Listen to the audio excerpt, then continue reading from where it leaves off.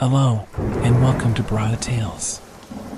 Tonight, we're bringing you a selection of eerie stories paired with the soothing sound of rain to help you relax and drift off to sleep. Before diving into the atmosphere of suspense, leave a comment below letting us know where you're watching from and what time it is. If these stories send chills down your spine, don't forget to like, share, and subscribe. Get comfortable. Let the fear gradually envelop you, and tell us what kind of stories you'd like to hear next time. Settle in, we're about to begin.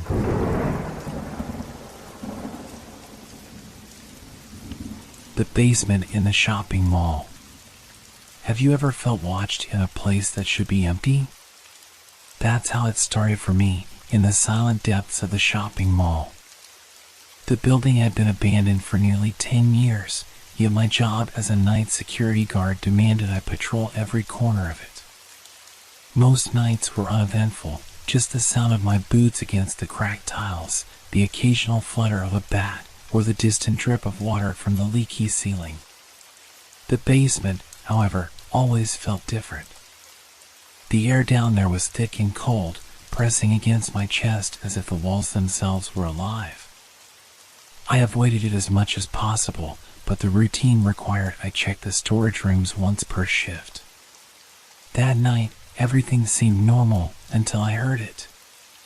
A faint sound at first, like a distant cry, muffled and unclear. I stopped in my tracks, holding my breath to listen. The sound persisted, soft and intermittent, coming from deeper within the basement. Probably just the wind, I told myself, though there were no windows down there. My flashlight flickered as I stepped forward. "Not now," I muttered, slapping it lightly until the beam steadied. The cry grew louder. It wasn't the wind, it was unmistakably human. "Hello?" My voice echoed through the empty halls. No answer. Just the sobbing, faint but relentless, emanating from somewhere behind the storage room door. Could be a squatter, I reasoned, my heartbeat quickening. It wouldn't be the first time someone had broken in seeking shelter. But something about the sound felt wrong. It wasn't the cry of someone alive. It was hollow, fragmented, like a recording on a loop. I reached the door, my hand trembling as I turned the rusted knob. The room beyond was pitch black, my flashlight barely piercing the gloom. Rows of old mannequins stood in eerie stillness, their featureless faces turned toward me as if expecting my arrival. The crying stopped abruptly. "Is anyone here?" My voice cracked. The silence that followed was deafening. I stepped further in, weaving through the mannequins, their plastic forms casting distorted shadows on the walls. Then, from behind me, a whisper, "Help us." I spun around, the beam of my flashlight sweeping the room. Nothing. Just the mannequins, their shadows now shifting unnaturally as if caught in a breeze I couldn't feel. My pulse thundered in my ears. "Who's there?" I demanded, my voice shaky. No answer, but the crying resumed, this time closer, almost in my ear. I stumbled back, bumping into one of the mannequins. It toppled over with a hollow thud, its blank face staring up at me. Then I saw it, a faint glow emanating from the far corner of the room, seeping through the cracks in the wall. The crying grew louder, layered now with whispers and soft moans. My flashlight dimmed again, the bulb sputtering like it was struggling against the weight of the darkness. The voices merged into a single plea, "Don't leave us." I bolted. My boots pounded against the floor as I ran back up the stairs, the cries chasing me, echoing through the halls long after I reached the safety of the main floor. I locked the basement door behind me, my hand shaking so badly I could barely turn the key. For the rest of the night, I sat in the security office, staring at the monitors, refusing to look at the one screen showing the basement hallway. But even with the sound muted, I could still hear them. The next night, I almost called in sick. My mind replayed the events over and over, but I couldn't make sense of them. Was I losing it? Stress? Lack of sleep? I hadn't told anyone about what I heard or thought I heard. Who would believe me? Still, the thought of stepping back into the basement made my stomach churn. I convinced myself I'd imagined it. After all, it wasn't uncommon for old buildings like this to make strange noises. But as my shift began, unease settled over me like a heavy fog. I started my rounds, avoiding the basement for as long as possible. Everything else in the mall was as lifeless as ever, the hollow shells of stores, the empty escalators frozen mid-step, and the shattered glass of a long-abandoned food court. Even the flickering fluorescent lights felt indifferent, cold. But when my watch struck 2, I knew I couldn't delay any longer. The basement called. I descended the stairs slowly, each step groaning under my weight. The air grew colder with every step, and by the time I reached the bottom, I could see my breath fogging up in front of me. The basement was silent this time. No cries, no whispers. Only the faint hum of the old ventilation system. I scanned the hallway with my flashlight, half hoping, half dreading that I'd see something move. Nothing. I checked the storage room first, the mannequins still lying in the positions I'd left them the night before. The glow in the corner was gone, the wall now just cold, cracked concrete. I exhaled shakily, relief washing over me. Maybe I really had imagined it. But as I turned to leave, my flashlight beam caught something. Words. Scratched into the wall above the toppled mannequin, faint but unmistakable. We are here. My throat tightened. I stepped closer, running my fingers over the jagged letters. They were fresh, the edges of the scratches still crumbled under my touch. A low thud echoed from somewhere deeper in the basement. I froze, gripping my flashlight like a weapon. Is someone there? My voice barely sounded like my own, shaky and hoarse. Another thud, louder this time, followed by a scraping sound. It came from the far end of the hallway, near the old maintenance tunnels. My legs felt like lead, but something, curiosity, fear, pushed me forward. The tunnels were narrow, the walls lined with exposed pipes that dripped with condensation. The air smelled of mildew and rust. My flashlight flickered again, and I cursed under my breath. Halfway down the tunnel, the sound came again, scraping, like nails dragging against metal. The beam of my flashlight caught movement up ahead, just for a second. A shadow, darting across the corridor. Stop! I yelled, but I wasn't sure who, or what, I was yelling at. My voice echoed back at me, mocking. Then the whispers began. Soft at first, like the rustling of leaves. They grew louder, overlapping, impossible to distinguish. The same words repeated over and over, blending into a chaotic symphony. Help us. Don't leave us. We're still here. I turned around, ready to run, but the tunnel behind me was gone. Or rather, it wasn't gone, it had changed. The walls now loomed closer, twisting unnaturally, the pipes weaving together like ribs in a cage. Panic clawed at my chest as I stumbled forward, desperate to find a way out. The whispers grew louder, deafening, until they were no longer whispers, but screams. Ahead, the tunnel opened into a larger chamber. The walls here were different, not concrete but something organic, pulsing faintly under the beam of my flashlight. My breathing was ragged as I stepped inside, the air thick and damp. In the center of the room stood another mannequin, but this one was different. Its surface was mottled, covered in a strange, dark substance that glistened in the dim light. Its face was no longer blank. Instead, it had a twisted, anguished expression carved into it, as if it were screaming. The whispers stopped. Silence fell, heavy and absolute. Then the mannequin moved.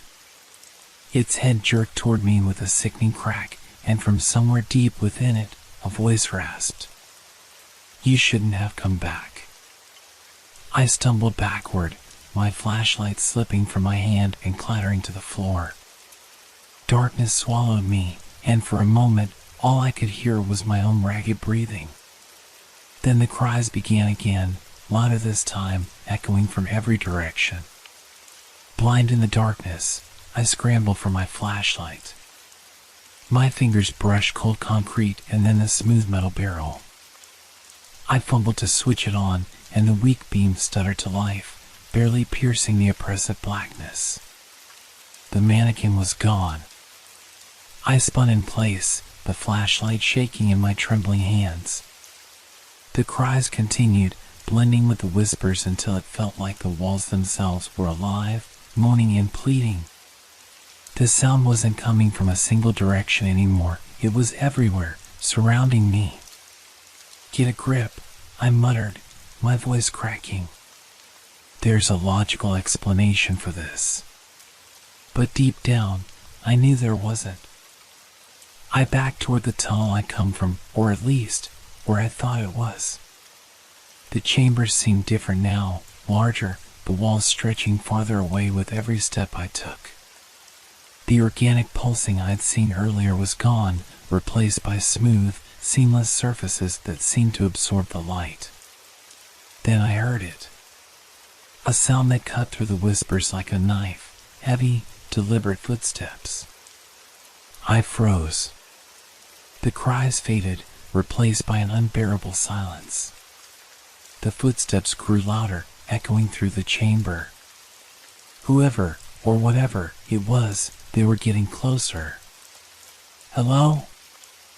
I called out, my voice weak. "I don't want any trouble." No response, just the steady rhythm of boots on the floor.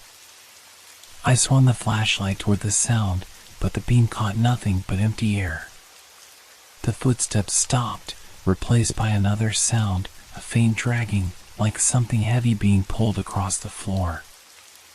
I took a step back, and my foot caught on something. I glanced down to see one of the mannequins, lying on the floor in a grotesque position, its limbs twisted unnaturally. Its head was tilted toward me, its carved face frozen in a wide, silent scream. The dragging grew louder. Shadows flickered at the edge of my vision, too fast and too unnatural to be human. I ran. The tunnel stretched endlessly before me, the walls twisting and narrowing as if trying to trap me. My flashlight flickered again, the beam fading in and out. The whispers returned, louder than ever, overlapping and distorted. "You can't leave. You're one of us now." I tripped, landing hard on the cold floor. Pain shot through my knees, but I forced myself up, my flashlight spinning out of my grasp again. I crawled toward it, my fingers brushing against the light. The beam illuminated something ahead, a figure, standing impossibly still in the center of the tunnel. It wasn't a mannequin this time. It was a man. Or at least, it had been. His face was pale, his eyes sunken and hollow. His body was twisted, contorted in ways no human body should bend. His lips moved, but the voice that came out wasn't his. It was a chorus of voices, layered and discordant. "You can't escape. None of us can." I backed away, but the figure moved with me, its limbs jerking forward as if controlled by invisible strings. Behind him, more shapes emerged from the shadows, twisted forms, their bodies warped and broken. I turned and ran, my lungs burning as I pushed myself forward. The tunnel walls seemed to close in around me, the air growing thicker and colder. My flashlight flickered out completely, plunging me into darkness. The whispers were all I could hear now, overlapping in a cacophony of anguish. Stay with us. Stay forever. Ahead, a faint light appeared. Desperation propelled me forward, my legs aching with every step. The light grew brighter until I burst into an open space, a different part of the basement I didn't recognize. I slammed the door behind me, leaning against it as I gasped for breath. The whispers stopped abruptly, leaving only the pounding of my heart in the silence. The room was empty, save for an old security monitor flickering in the corner. I staggered toward it, desperate for any clue about where I was. The screen showed a live feed of the basement hallway. At first, it seemed normal, just a dimly lit corridor. But then I saw myself on the screen, standing in front of the monitor, staring back at the camera. Behind me, the shadows began to move. I spun around, flashlight raised like a weapon. The room was empty, or so it seemed. My pulse thundered in my ears as I scanned the space, the beam shaking wildly in my hand. Then I saw it, the shadows creeping along the walls, slithering like living things. They didn't move like the shadows of objects or people, they moved with intent, converging toward me as if drawn by some unseen force. The monitor behind me buzzed and crackled, pulling my attention back. The screen now showed something else, a distorted image of the room I was in, but it wasn't right. The walls seemed to pulse, and the shadows in the feed weren't just creeping, they were reaching, clawing. And I wasn't alone anymore. The feed showed figures emerging from the darkness, their outlines blurry but unmistakable. At first, they were just vague shapes, but as they drew closer to the camera, their features sharpened. Twisted faces, hollow eyes, mouths gaping as if mid-scream. I stumbled back, knocking over an old chair. The sound echoed unnaturally, bouncing off the walls in a way that made the room feel larger, endless, even. The shadows on the walls began to peel away, taking on three-dimensional forms. They rose up, towering over me, their shapes shifting and contorting like smoke caught in a windless room. I gripped the flashlight tighter, its beam cutting through one of the figures. For a brief moment, it dissolved into a cloud of darkness, only to reform moments later, closer than before. "No," I whispered, backing toward the door. "This isn't real. It can't be real." But the figures kept coming, their movements jerky, as if they were puppets on invisible strings. Their faces were blank, featureless voids, yet I could feel them staring at me, their gaze heavy and suffocating. I yanked the door open and bolted into the hallway. The air outside was colder now, biting at my skin. The fluorescent lights above flickered violently, casting distorted shadows that danced along the walls. The hallway stretched impossibly long, far longer than it should have been. Doors lined either side, but when I tried to open them, they wouldn't budge. My footsteps echoed unnaturally, each step sounding louder and heavier than the last. The whispers started again, faint at first, then building into a chaotic chorus. "Turn back. It's too late. You belong here." I pressed on, ignoring the burning in my legs and the panic clawing at my throat. Up ahead, I saw another door, metal, with a rusted handle. It was slightly ajar, a faint light spilling out from the crack. I hesitated. Every instinct screamed at me to turn around, to find another way, but there was no other way. The shadows behind me were growing, their tendrils stretching out like arms, clawing at the walls and floor. I pushed the door open and stepped inside. The room was small and stark, illuminated by a single, flickering bulb hanging from the ceiling. In the center was a table, and on it lay an old security badge. My security badge. My stomach dropped. How could it be here? I hadn't lost it. I reached for it with trembling fingers, but before I could touch it, the door slammed shut behind me. I spun around, but the door was gone. The walls began to close in, the air growing thicker, heavier.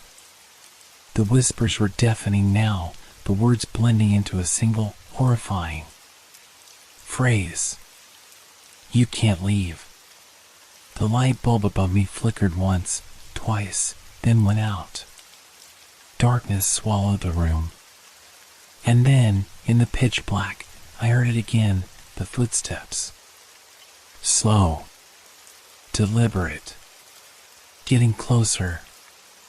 A cold breath brushed against my neck, and a voice rasped, inches from my ear. It's your turn. The flashlight fell from my hand, clattering to the floor. I didn't pick it up. I didn't move. The darkness pressed in on me, and for the first time, I realized I wasn't alone. They were all around me, watching, waiting. My breathing was shallow, each exhale shuddering as if the air itself was resisting me. I could feel them closing in, their presence a suffocating weight. The room seemed alive, pulsating like a beating heart. In the darkness, I fumbled for the flashlight, my fingers scraping against the cold concrete floor. When I finally found it, I clicked it on. The beam was weak, flickering, but it was enough to see them. They were everywhere. Figures crowded the edges of the room, their bodies unnaturally tall and thin, their faces obscured by darkness. Their movements were jerky, as though marionettes controlled by an unseen hand. Some stood still, their heads tilted at unnatural angles, while others swayed, their limbs twitching as if testing the boundaries of their prison. And then, as if responding to some silent command, they all turned toward me at once. No, I whispered, taking a step back. Stay away. But they didn't stay away. They moved closer, their steps silent, their bodies stretching and bending as if made of smoke and shadows. I backed into the wall, my flashlight trembling in my grip. The beam flickered across their faces, or what should have been faces. There was nothing there, just smooth voids where eyes and mouths should have been. Yet I could feel their gaze, sharp and piercing, as if they could see straight through me. The whispers returned, but now they were inside my head, a chaotic storm of voices. You shouldn't have come. You don't belong here. You never did. I squeezed my eyes shut, trying to block them out, but it was no use. The voices grew louder, drowning out my thoughts, my heartbeat, my very sense of self. When I opened my eyes again, the room was gone. I was back in the corridor, but it wasn't the same. The walls were cracked and crumbling, the fluorescent lights swinging wildly, casting distorted shadows that twisted and writhed like living things. And in the distance, I saw it, a doorway, glowing faintly with a warm, golden light. It was the only thing in this nightmare that felt real, solid, safe. I ran toward it, my legs aching with every step. The whispers followed me, growing louder, more desperate. Don't leave. Stay with us. Stay forever. The figures surged behind me, their forms stretching and merging into a single, writhing mass of darkness. Tendrils shot out, clawing at the walls and floor, reaching for me. I reached the door and threw it open, stumbling through into the light. The basement was gone. I was standing in the mall's main atrium, the pale morning light streaming through the glass ceiling above. Everything was still, silent, normal. For a moment, I thought it was over. Then I looked down. My hands weren't my own. The skin was pale and waxy, the fingers twisted at unnatural angles. My reflection in a nearby glass panel confirmed what I already knew but didn't want to believe. I was one of them now. The realization hit me like a tidal wave, washing away any sense of relief or escape. The whispers were gone, but their presence lingered, a cold weight pressing down on me. Behind the glass, I could see the atrium bustling with people, shoppers and security guards, oblivious to the figure standing in the shadows. I raised a hand, tried to call out, but no sound came. And then I saw him. A new guard, flashlight in hand, descending the escalator toward the basement. His face was tense, his steps hesitant, but determined. The cycle had begun again.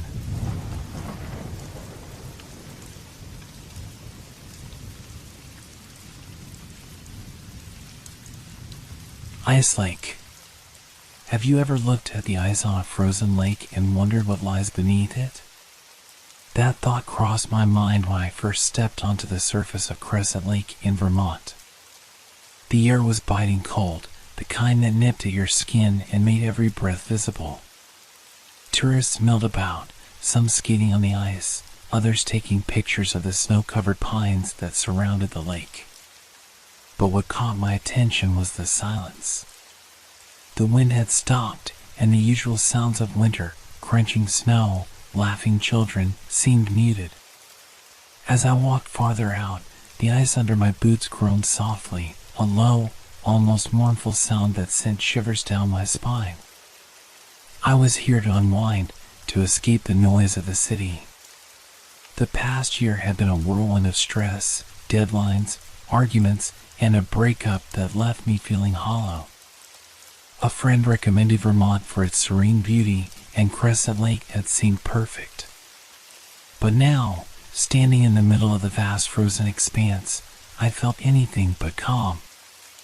It started innocently enough. I noticed something moving under the ice. At first, I thought it was a trick of the light, a shadow cast by the thin winter sun. But then it moved again, deliberately, gliding in a way that didn't seem natural. I crouched down, pressing my gloved hand to the ice. The surface was clear in patches, revealing the dark, murky water below. And there it was, a figure. It looked human, but distorted. The body was elongated, the arms too long, the legs too thin. Its movements were smooth, almost graceful, as if it was skating beneath the ice. My breath hitched as the figure stopped directly below me. I froze. Its face, or what should have been a face, was pale and featureless, save for two dark hollows where eyes might have been. Those hollows seemed to stare straight at me. "Hey, everything okay?" The voice startled me, and I turned to see a man waving from the shore. He was bundled in a heavy coat and scarf, his breath fogging the air. I waved back, forcing a smile, but when I looked down again, the figure was gone. I told myself it was nothing, a shadow, a trick of the ice, or maybe just my imagination running wild. Still, I couldn't shake the unease that followed me as I made my way back to the cabin I had rented for the weekend. That night, the wind picked up, howling through the trees and rattling the windows. I tried to read, to distract myself, but my mind kept drifting back to the lake. I could still see those dark hollows staring at me, accusing me of what? I didn't sleep well. My dreams were fragmented, filled with flashes of pale faces and the sound of ice cracking. At one point, I woke up gasping, convinced I'd heard something outside the cabin. But when I peered out the frosted window, all I saw was darkness. The next morning, I returned to the lake. Something compelled me to go back, as if the figure had left a part of itself in my mind. The tourists were gone, likely scared off by the worsening weather. The wind whipped across the ice, carrying with it a high-pitched whistle that set my teeth on edge. I walked to the spot where I'd seen the figure, but the ice looked undisturbed. Still, the uneasy feeling persisted, like I was being watched. Then I heard it, a faint tapping sound, rhythmic and deliberate, coming from below the ice. I stood frozen, my breath clouding the air as the sound grew louder. Tap. Tap. Tap. It wasn't random. It was deliberate, like someone knocking on a door. Against my better judgment, I knelt down and placed my ear to the ice. The cold stung through my hood, biting at my skin. The tapping continued, rhythmic and steady, accompanied by a faint scraping sound, as though nails were dragging across the underside of the frozen surface. I pulled back quickly, my heart pounding. This wasn't normal. My mind raced, grasping for a rational explanation. Perhaps an animal was trapped beneath the ice, a beaver or a fish floundering in the freezing water. But deep down, I knew better. Then I saw it again. The figure. It emerged from the shadows beneath the ice, gliding toward me with an eerie, fluid motion. The featureless face was even closer this time, and those dark hollows seemed to pull me in. I stumbled backward, my boots slipping on the slick surface. The figure stopped, hovering just beneath me, its arms stretching out as if reaching for the ice. My breath hitched as I noticed its hands. Long, spindly fingers pressed against the ice, the tips discolored and raw, as if they'd been clawing for years. I scrambled to my feet and backed away, nearly slipping again in my haste. The figure followed, its movements slow but purposeful, like a predator stalking prey. "No," I whispered, shaking my head. My voice sounded small and fragile against the vast, frozen expanse. As I retreated, my mind spiraled. What was it? A ghost? A hallucination? My rational side screamed for me to leave, to get off the ice and never return. But something else, a morbid curiosity, kept me rooted. The tapping started again, this time more insistent. It wasn't coming from where the figure was now, but from all around me. I turned in every direction, my boots skidding slightly with each movement. The lake seemed alive with sound, taps, scrapes, and low, guttural groans that resonated through the ice like the growl of a sleeping beast. "Hey!" I shouted, my voice cracking. "Who's there?" My words were swallowed by the wind. I tried to move, but the ice groaned loudly beneath me, sending a jolt of panic through my chest. I froze, afraid that one wrong step would send me plunging into the freezing water below. The tapping stopped. The silence was deafening. Then, with horrifying clarity, I felt it, the ice shifted. A small, almost imperceptible crack raced outward from beneath my feet. It sounded like glass fracturing, high-pitched and sharp. I looked down, and my stomach dropped. The figure was directly below me again, but now it wasn't just watching, it was pounding on the ice. "Stop!" I shouted, as though it could hear me. My voice broke into a sob as the pounding grew more violent. The cracks spread outward like a spider web, and for a moment I thought I saw other shapes moving in the shadows, more figures, more hands clawing at the surface. I turned and ran, each step a gamble on whether the ice would hold. The sound of cracking followed me, the groaning and splintering growing louder with every step. When I finally reached the shore, I collapsed into the snow, my lungs burning from the cold air. My hands trembled as I looked back at the lake. It was still. The ice, the wind, the shadows, everything was quiet, as if nothing had happened. I stumbled to my feet and ran back to the cabin, locking the door behind me. My mind raced with questions, but no answers came. All I knew was that something was out there, beneath the ice, and it wasn't human. That night, the dreams returned. This time, they were clearer. I saw the figure's face, or what was left of it. It was a man, his skin blue and mottled, his mouth frozen open in a silent scream. I woke up gasping, the sound of tapping still echoing in my ears. I didn't go back to the lake the next day. I couldn't. But as I packed my bags and prepared to leave, a strange feeling settled over me, a pull, a need to understand what I had seen. I didn't want to go back, but I knew I would. I tried to leave. I really did. My truck was packed, the engine roaring against the morning cold, but something kept me there, tethered like an anchor to the icy lake. The tapping hadn't stopped. It followed me. At first, I thought I was imagining it. The faint, rhythmic sound seemed to echo in my head, a ghostly memory of the terror I'd left behind. But by nightfall, it became unmistakable. The tapping was outside the cabin now, soft and deliberate, like someone knocking to be let in. I didn't sleep. How could I? Every creak of the floorboards, every gust of wind outside, made me jump. My rational mind fought back, tried to explain it away. Trees brushing against the cabin.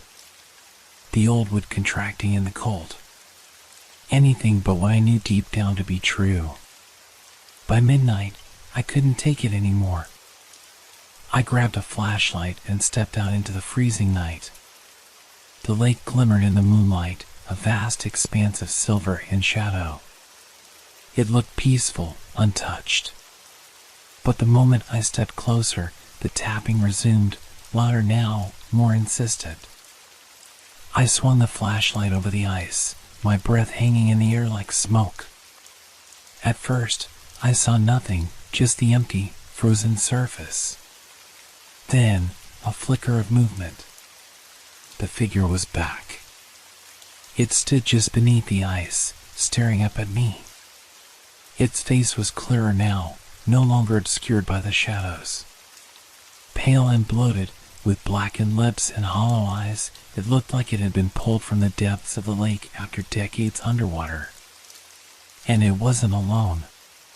Behind it, more figures emerged from the darkness, their shapes shifting and swaying beneath the ice like reeds in a current. There were 5, maybe 6 of them, all watching me, their hands pressed against the frozen surface. The tapping turned to pounding.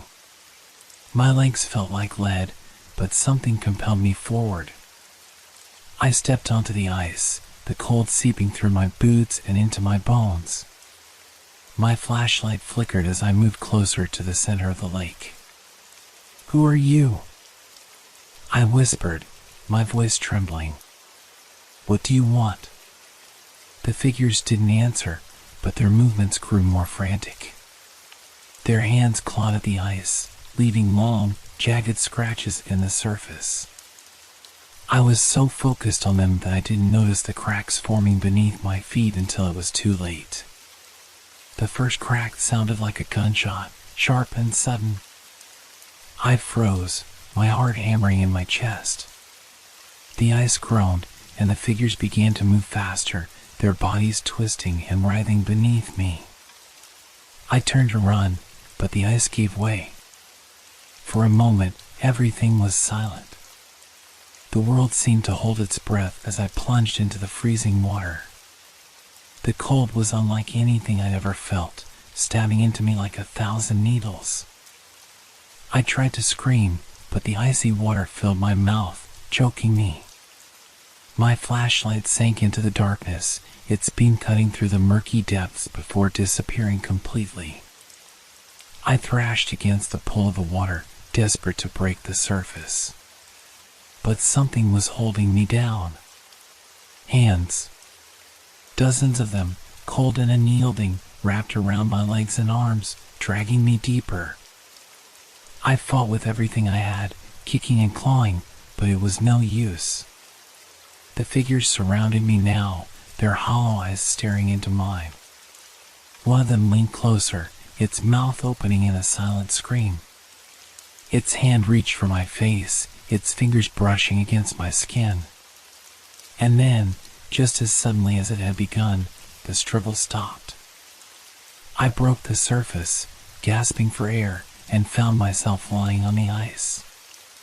My body shook violently, my clothes soaked and frozen. The lake was calm again, the figures gone. I staggered back to the shore, my breath coming in ragged gasps. My body ached, and my mind raced with questions. How had I escaped? Why had they let me go? When I reached the cabin, I collapsed onto the floor, shivering uncontrollably. I knew I should leave, pack up, and drive as far away from this cursed lake as I could. But as I lay there, staring at the ceiling, a single thought crept into my mind, unbidden and horrifying. They hadn't let me go. They'd spared me, for now. Morning brought no solace. The pale winter sun cast long shadows through the frost-covered windows of the cabin, but its light felt distant, cold. My body ached, my skin still tingling with the memory of the icy water. My soaked clothes lay in a heap by the fire, stiff with frost. I couldn't leave, though I didn't know why. Something about the lake, the figures beneath the ice, held me here like a magnet. Every rational part of me screamed to run, to pack my truck and never look back. But a quieter, darker voice whispered in my mind, urging me to stay, to uncover the truth. I spent the day pacing the cabin, avoiding the lake. Each creak of the floorboards felt like an echo of the tapping from the night before. The stillness outside was oppressive, broken only by the occasional groan of the ice shifting under the weak sun. It wasn't until dusk that I noticed the footprints. They started at the edge of the lake, faint impressions in the snow leading toward the cabin. At first, I thought they were mine, remnants of the night before. But as I followed their path, a chill ran down my spine. They didn't lead away from the lake. They led toward it. The prints were too large to be human, each step pressed deep into the snow, as if something heavy had trudged across the shore. My heart pounded as I followed them to the water's edge. The ice was flawless, smooth, and unbroken. But in the center of the lake, where I had fallen through the night before, the ice seemed darker, almost translucent. I squinted, leaning closer. Beneath the surface, the figures were waiting.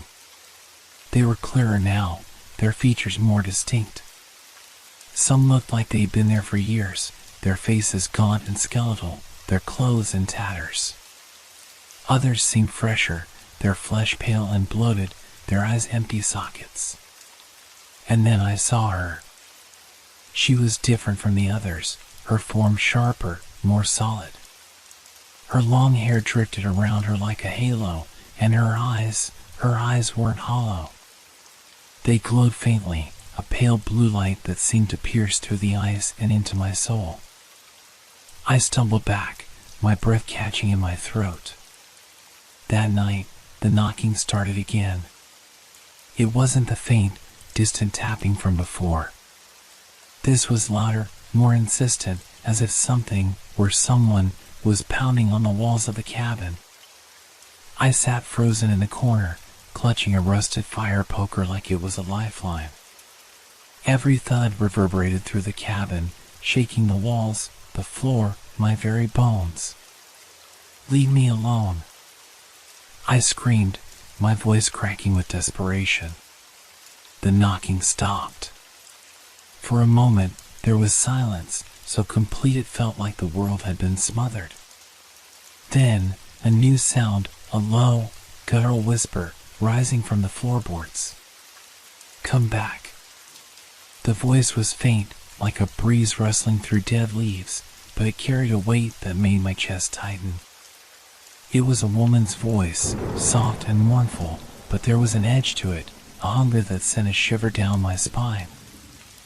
I pressed my hands to my ears, trying to block it out, but the whispering only grew louder. Come back to the lake. I don't know when I fell asleep, but I woke to darkness.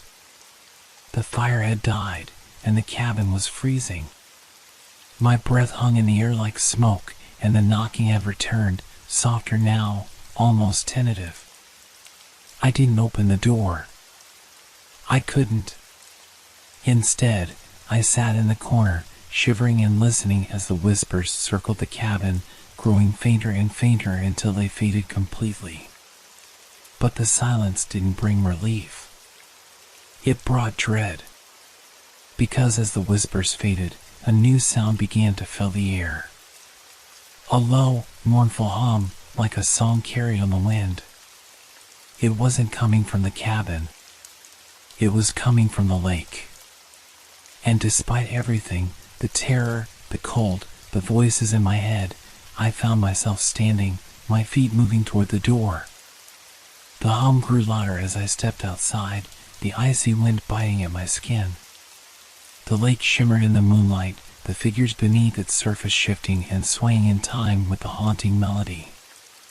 At the center of it all was her, the woman with the glowing eyes, her lips parted in song. The melody wrapped around me, pulling me closer, its mournful beauty impossible to resist. I stepped onto the ice, my breath fogging the air as I moved toward her. The cracks beneath my feet were distant now, their sharp protests drowned out by the song. I reached the center of the lake and stopped. She was right beneath me, her face mere inches from the ice. Her glowing eyes locked onto mine, and for the first time, her lips moved. "Come home," she whispered. The ice shattered. The freezing water enveloped me, pulling me into its inky depths. It was suffocating, biting at my skin like 1,000 needles. My lungs burned as I struggled, the frigid dark pressing against me, closing in. Above me, the surface of the lake seemed impossibly far away. The moonlight was faint, distorted by the rippling water, and her face was still there, watching from the other side of the ice. Her glowing eyes were unblinking, her lips curved into a smile that was neither kind nor cruel. I thrashed, kicking upward, desperate to reach the surface, but my limbs felt heavy, sluggish. It was as if the water itself resisted me, pulling me deeper with every movement. Then I felt them. Hands, cold, strong, and unyielding, grasping at my ankles, my wrists, my shoulders. They emerged from the darkness below, their skeletal fingers curling around me, dragging me downward. I tried to scream, but the water filled my mouth, my throat, silencing me. The figures surrounded me now, their faces pale and hollow, their eyes black voids. They moved slowly, deliberately, as though savoring my fear. I clawed at them, kicking and twisting, but their grip was unbreakable. My vision blurred, the edges darkening as the last of my air escaped in a stream of bubbles. And then, just as I was about to succumb, I saw her again. She was closer now, her glowing eyes piercing through the darkness.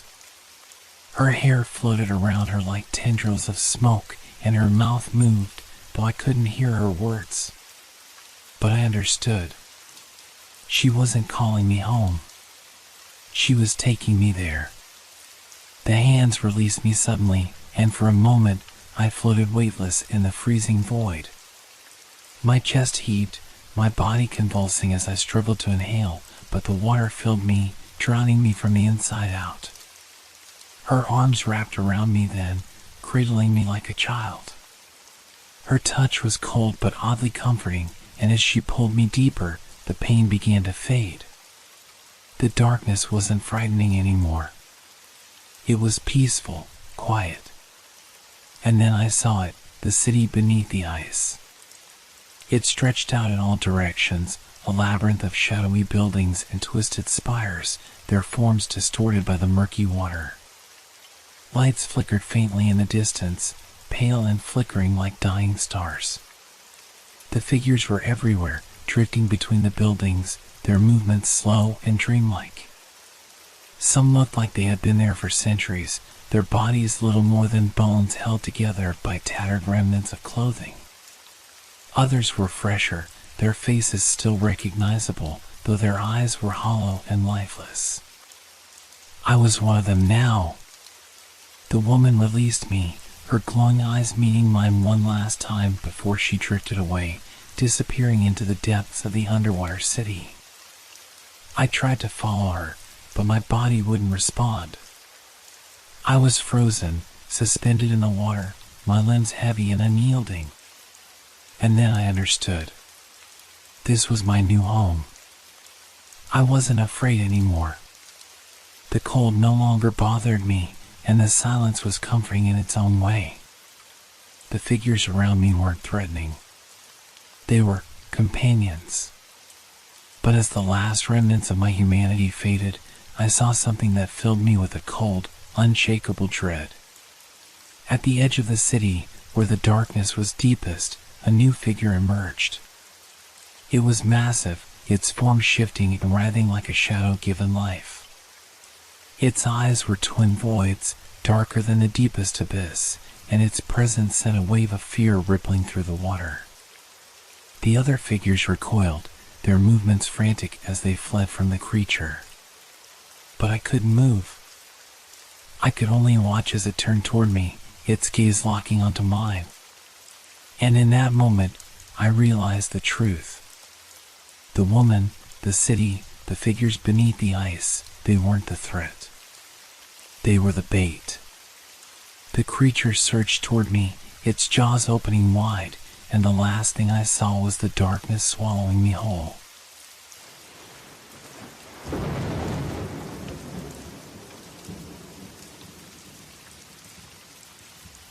Waiting room at the airport.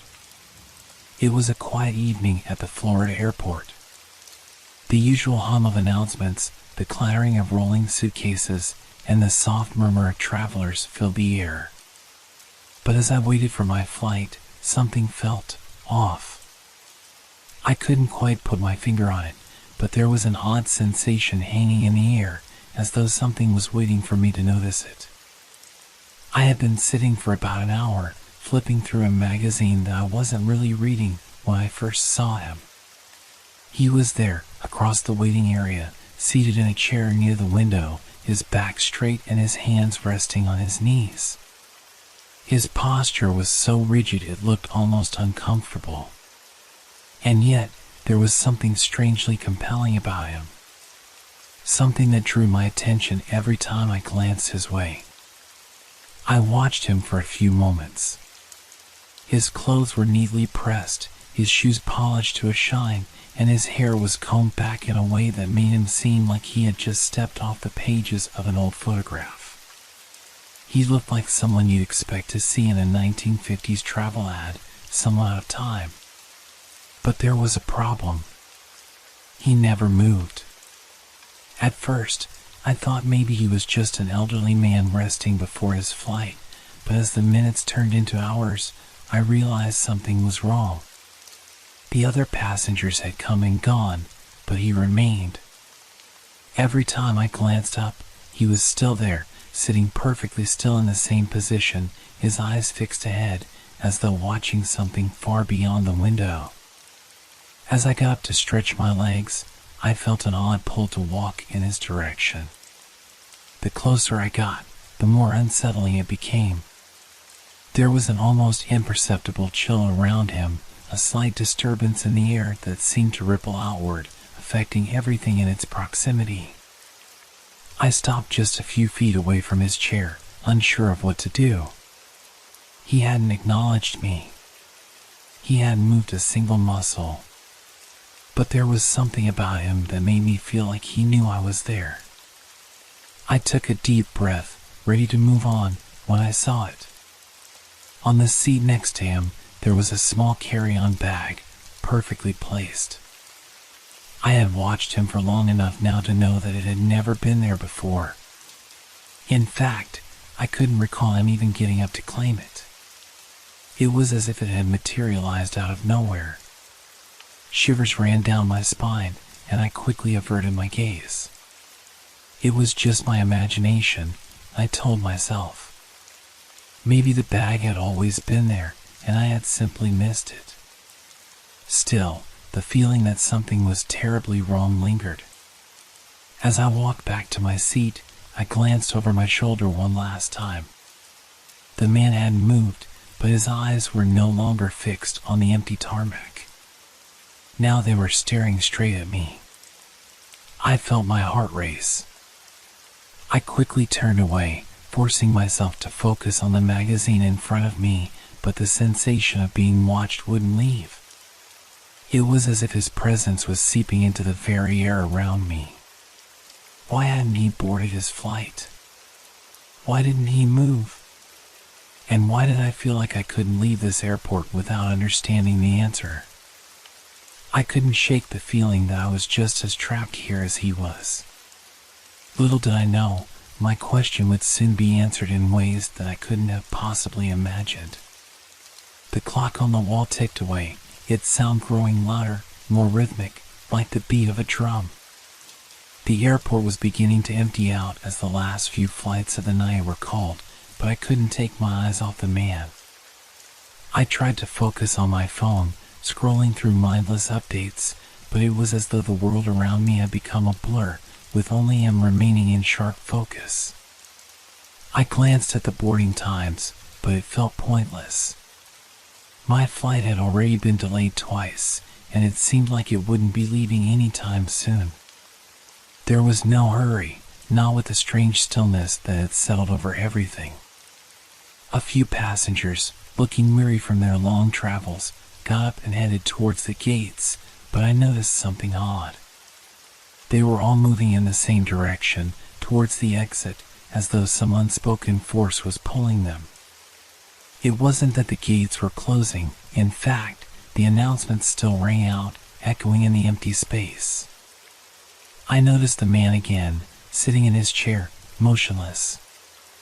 A small flicker of doubt crept into my mind. Was he even real? I couldn't remember the last time I had seen him blink. A strange, uneasy feeling settled in my stomach.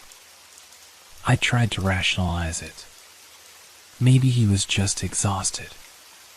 Maybe he had missed his flight, and now he was stuck in the airport, just waiting for the next one. But the longer I watched, the more those rational thoughts seemed to fade into the background. Why didn't he move? Something was wrong. I stood up, feeling compelled to approach him once more. My heart was beating faster now, my palms clammy. I was no longer trying to understand his stillness. Now, I just needed to know if he was truly human. I crossed the waiting area slowly, my footsteps echoing in the otherwise quiet space. As I neared the man's chair, a soft whispering sound reached my ears.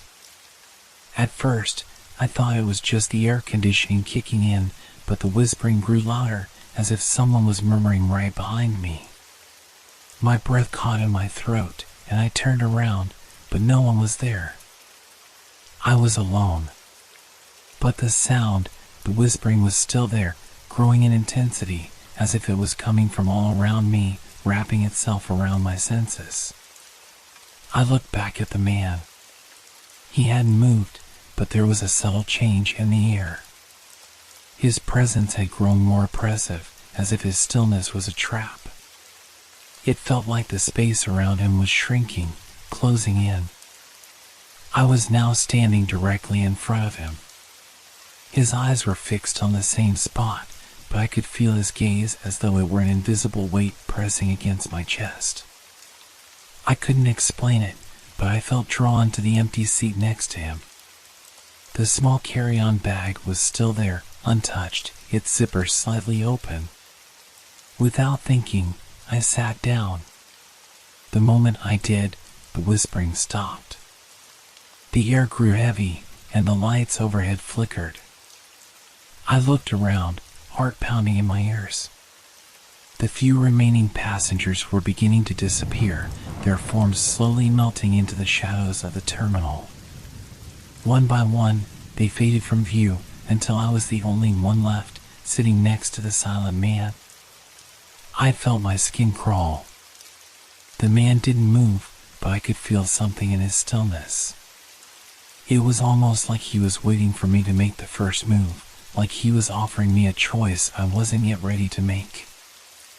I stood up abruptly, my breath shallow, and turned to leave, but the moment I moved toward the door, the strange feeling intensified. The whispering began again, but this time it wasn't a murmur. It was clear, sharp, a voice that sent a chill down my spine. Stay. The word echoed through the empty terminal, vibrating in my bones. I froze. My feet felt heavy, like they were anchored to the ground. My chest tightened, and I felt as if the very walls of the airport were closing in on me. The door to the outside world was no longer visible, just endless rows of empty chairs stretching into the distance. And then I heard it, a soft, slow rustling sound, like the shuffle of feet dragging across the floor. It was coming from behind me. I spun around, but there was no one there. Only the man, sitting perfectly still. But now, his eyes were fixed on me, unblinking, unyielding. You're not leaving. The whisper came again, louder this time, a command. My heart raced, and my mind scrambled for an explanation. What was happening? Was I imagining it? Or was this something far worse? The lights flickered again, and in the brief moment of darkness, I saw it, just for an instant, a figure standing behind the man, taller than any human should be, with glowing eyes that pierced through the darkness. I gasped and backed away, but the figure remained. The air around me seemed to hum with tension, and I realized I was no longer in control. I needed to leave, but the door was no longer an option. The entire airport had changed. It was a place of waiting, but for what? Or who? I turned back to the man, and that's when I understood. He was waiting. Not for a flight. Not for a departure. He was waiting for someone, me. I wanted to scream, to run, to tear myself out of this nightmare, but my body refused to obey. My legs felt like they were made of stone, rooted in place. The figure behind the man had disappeared, but the darkness it left in its wake lingered. I could feel it pressing against me, suffocating me, as if the very air was no longer my own. You are not leaving, the voice whispered again, now unmistakably closer, as if it had materialized beside me. I turned my head, and for a split second, I thought I saw something move. No, someone, just out of the corner of my eye. But when I looked directly, there was nothing. The man in the chair had not moved. But his eyes, those eyes, were now locked onto mine with an intensity that made my heart skip a beat. There was no warmth in them, no humanity, just an empty, dark void. I had to leave. I had to leave. I took a step back, my breathing shallow, and then another. The walls seemed to close in tighter with every movement I made, pushing me toward him as if the very space was alive, conspiring to keep me in place. The whispering began again, but this time it was a steady, rhythmic chant. The words were indistinct, like a foreign language or a forgotten lullaby, but it didn't matter. The sound was inescapable, weaving through the air around me like a thread pulling me closer to him.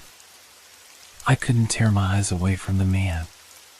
My mind screamed at me to run, to escape, but something in his gaze held me in place, freezing me, robbing me of all agency. Stay, stay, stay.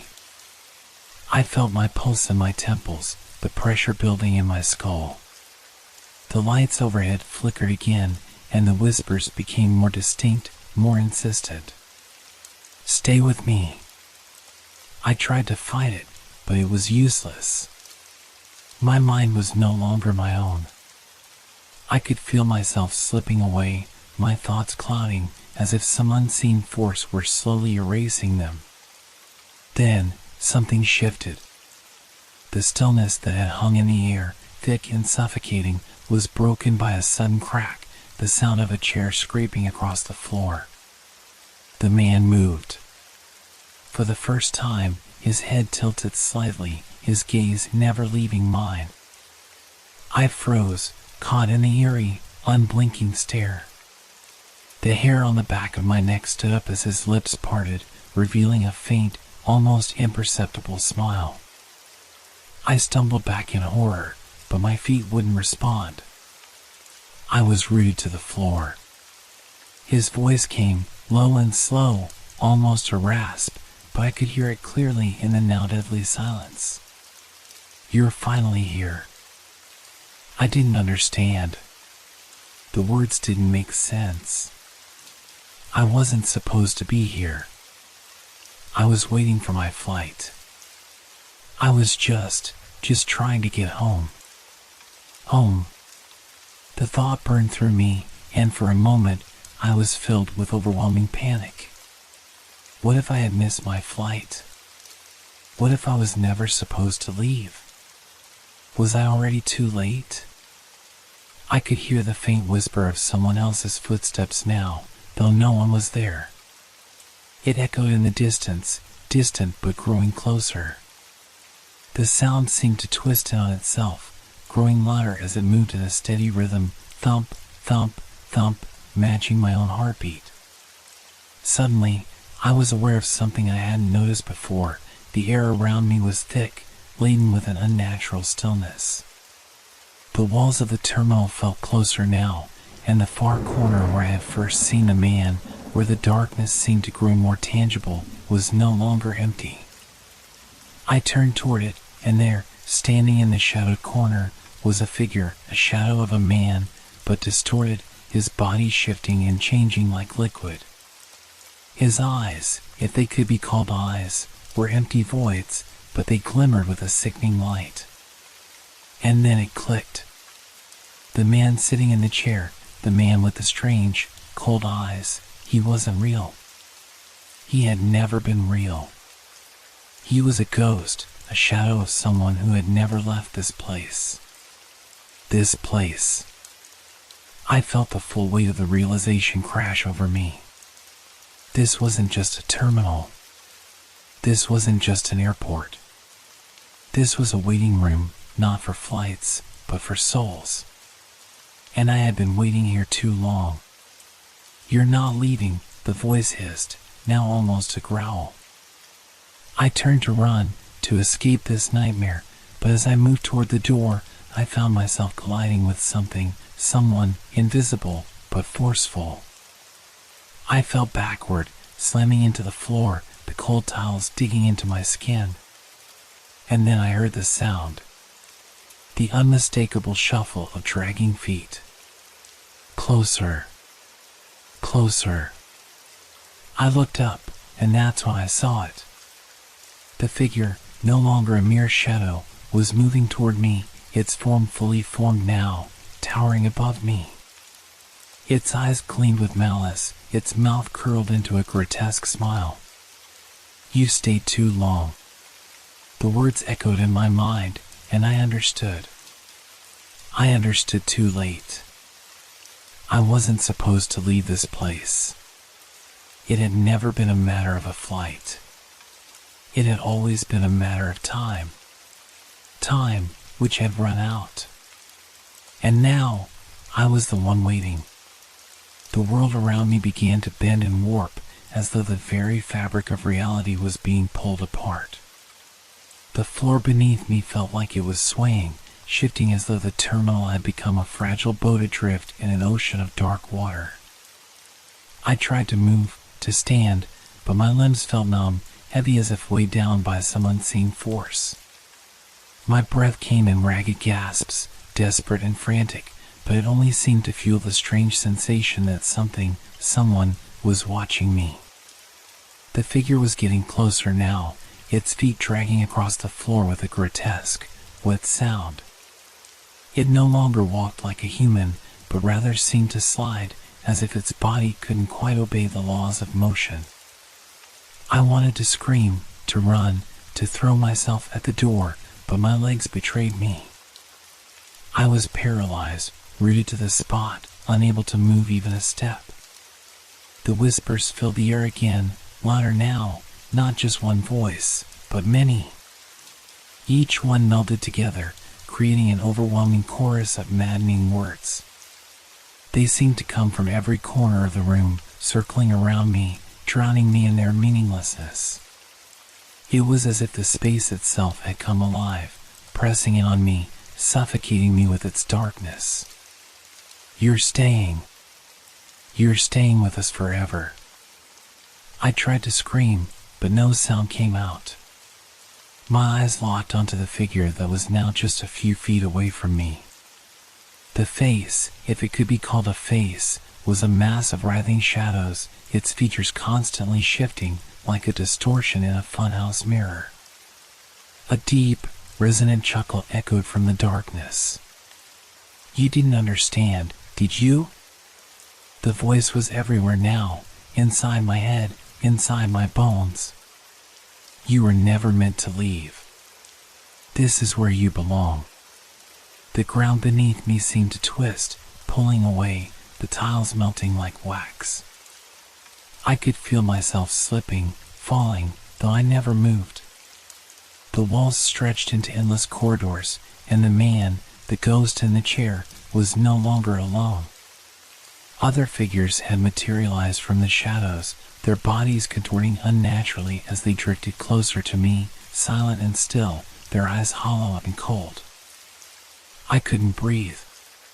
The air grew thick, stifling, and the whispers became a constant, unrelenting chant. It was as though the very air in the terminal had turned against me. Stay. Stay. Stay. The words pounded in my skull, a rhythmic beat that matched the frantic pounding of my heart. I felt my pulse race in my throat as the ground beneath me collapsed. I was falling endlessly, but my feet never left the ground. I wanted to run. I wanted to wake up from this nightmare, but every time I tried, I was pulled back, held in place by something beyond my comprehension. The shadows reached for me then, long, clawed hands that seemed to stretch out from the darkness. They were everywhere, around me, above me, beneath me, until they surrounded me completely.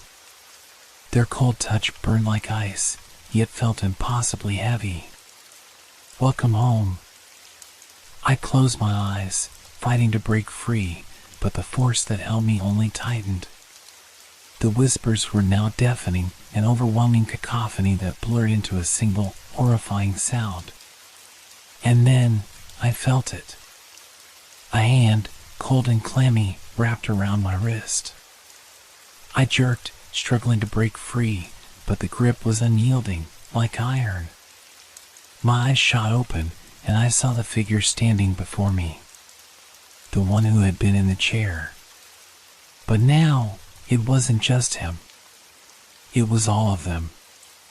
All the souls that had been trapped here, bound to this place for eternity. Their eyes were empty, black pits. The air around them shimmered with the presence of something ancient, something dark. They had been waiting for me. You're one of us now. The darkness pressed in tighter, suffocating, closing off every escape. I gasped for air, but it was gone, replaced by a cold, heavy fog that filled my lungs with each breath. My body felt weightless now, as if it had stopped existing altogether. I tried to scream, to cry out, but nothing came. My voice had been silenced. And then, in the distance, a faint sound. A door. A door I hadn't seen before, suddenly appearing in the far corner of the room. The faintest light filtered through the crack, beckoning me. A fleeting hope flared inside me, and for the first time in what felt like forever, I moved toward it, my body finally responding. But as I took a step, something dark surged forward. A rush of shadows, like tendrils, wrapped around my legs, my arms, pulling me back. "You can't leave." I twisted and pulled, but it was useless. The figures reached for me, their faces warped and distorted, their mouths gaping open as though they were feeding on my fear. The darkness closed in tighter, choking me, suffocating me, and all at once, I knew the truth. There would be no escape. I wasn't waiting for a flight. I was waiting for the end. The door, the last shred of hope, was no longer a promise, it was a mockery. The figures surrounded me now, their eyes gleaming with an empty, terrible knowing. They were the ones who had always been here. I had never been waiting for a flight. I had been waiting for them to find me. "You're not leaving," they whispered, each voice a thread in the chorus of despair. I could feel their cold breath on my skin, their fingers ghosting over my face. My heart hammered in my chest, but it felt distant, disconnected. I was no longer in control. The shadows closed in around me, dark and suffocating, and as I stood there, surrounded by the souls who had never left, I realized there would be no departure for me. I had already missed my flight. And now, I was bound to this place forever. The terminal was no longer a waiting room. It was a tomb, and I was its newest resident.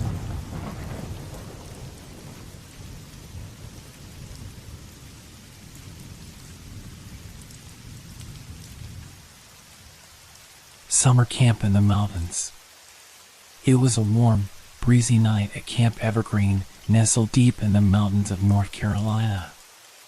The moon hung low in the sky, casting a silver glow over the rows of tents that dotted the campsite.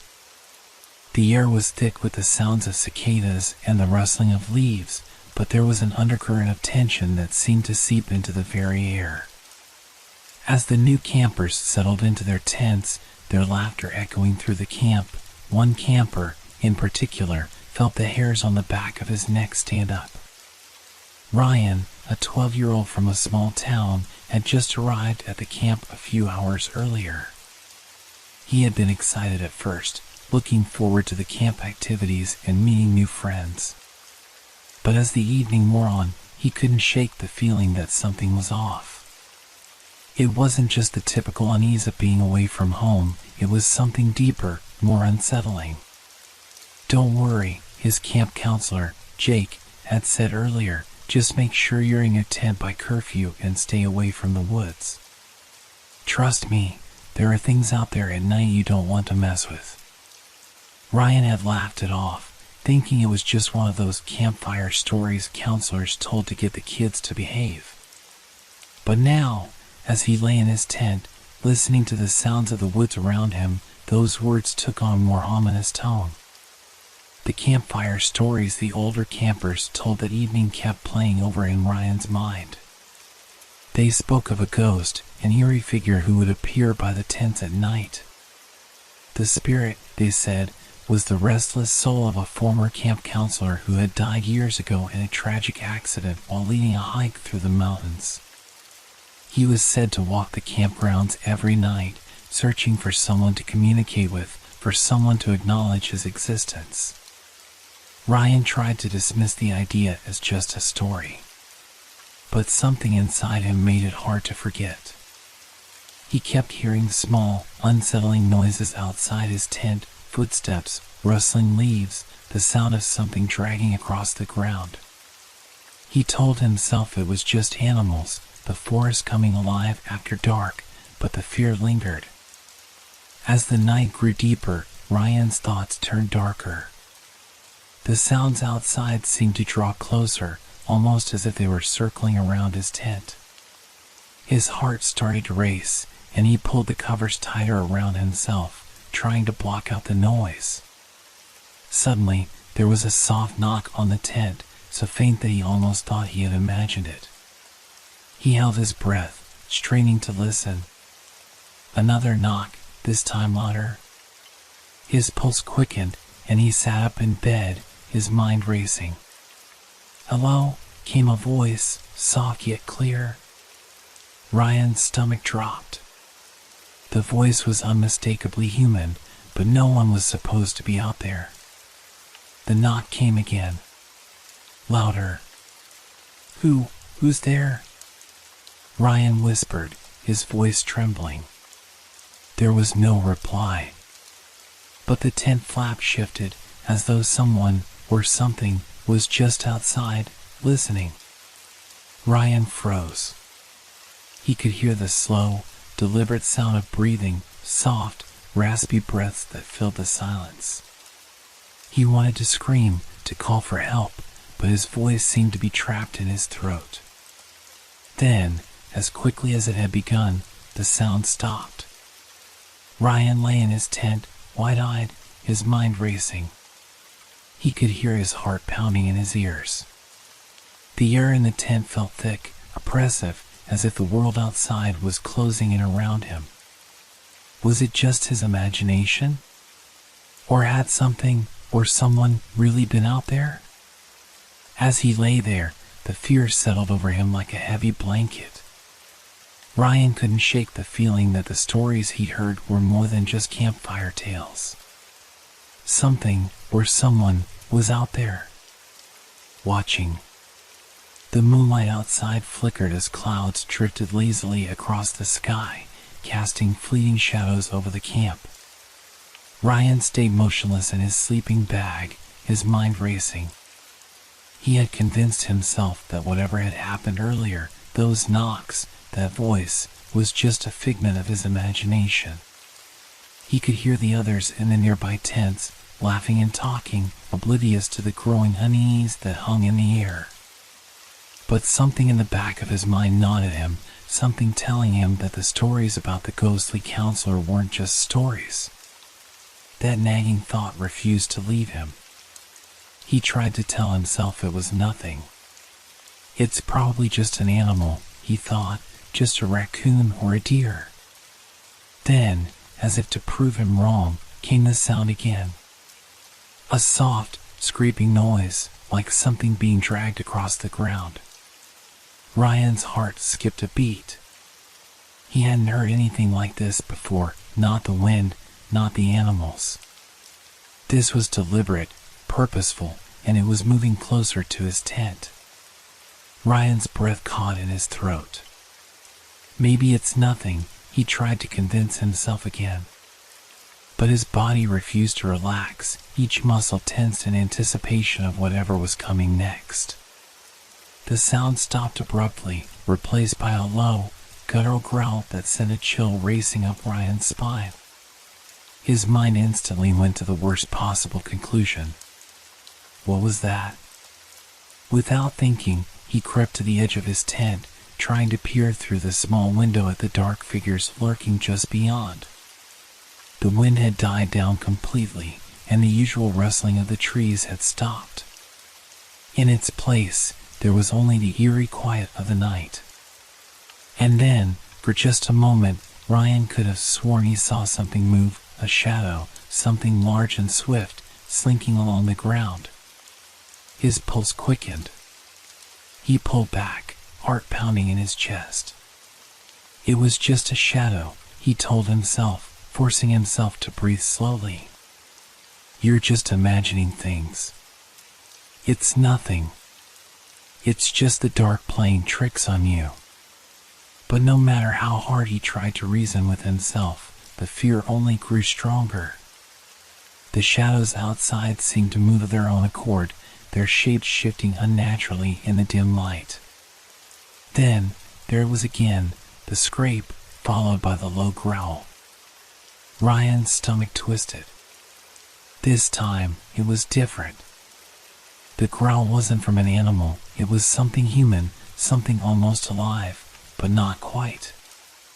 It was as if something, or someone, was trying to communicate in a language too twisted for Ryan to understand. Was this the ghost they talked about? Was this him? His mind was racing now, spinning out of control. but there was no way he could sit there and wait to find out. He needed to know what was out there, or else the uncertainty would drive him mad. Slowly, carefully, Ryan unzipped his tent. The cool night air hit him like a wall as he stepped outside, trying not to make a sound. He pressed himself into the shadows of a nearby tree, his body trembling. His eyes scanned the darkness, but all he could see was the distant flicker of other campfires, the soft glow from the main area. No one else seemed to notice anything wrong. Then, out of the corner of his eye, something caught his attention. A figure, just barely visible, crouching low to the ground. It moved quickly, far too quickly for any human. Its form was distorted, as though it was made of shifting shadows, its shape constantly changing as it moved. Ryan's breath caught in his throat. For a moment, the creature froze. Ryan's heart pounded in his chest as he stared at it, unable to move.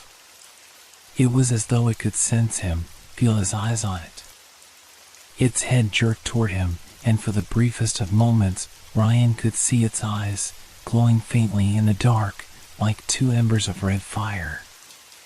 The creature growled again, its form shifting unnaturally, as though it was coming closer, its eyes now locked onto Ryan with an unblinking stare. He wanted to scream, to run, but his legs felt like they were rooted to the spot, his body paralyzed by fear. The creature began to move again, gliding toward him with unnatural speed, and in that moment, Ryan felt a cold sweat break out over his body. He had to move. He had to get away. With every ounce of strength, Ryan forced himself to turn and run back toward his tent, but the air around him felt thick, as though the darkness was closing in. Behind him, he could hear the growl growing louder, the sound of something chasing him, something relentless, something hungry. Ryan didn't dare look back. His breath came in ragged gasps as he pushed through the trees and back toward the safety of the camp. His thoughts were a blur, each step seeming like it could be his last. He was almost there. The campfire's light was within reach. But just as he reached the clearing, there was a sudden, deafening crash. Something heavy slammed into the ground behind him, sending a shockwave of terror through his body. Ryan stumbled forward, his foot catching on a tree root, and he fell hard onto the ground, scraping his hands and knees. He scrambled to his feet, his heart pounding so hard he could barely hear anything over the sound of his own blood rushing in his ears. Something was closing in. Ryan's heart was a drumbeat in his chest, each pulse of blood making him feel more like prey than a person.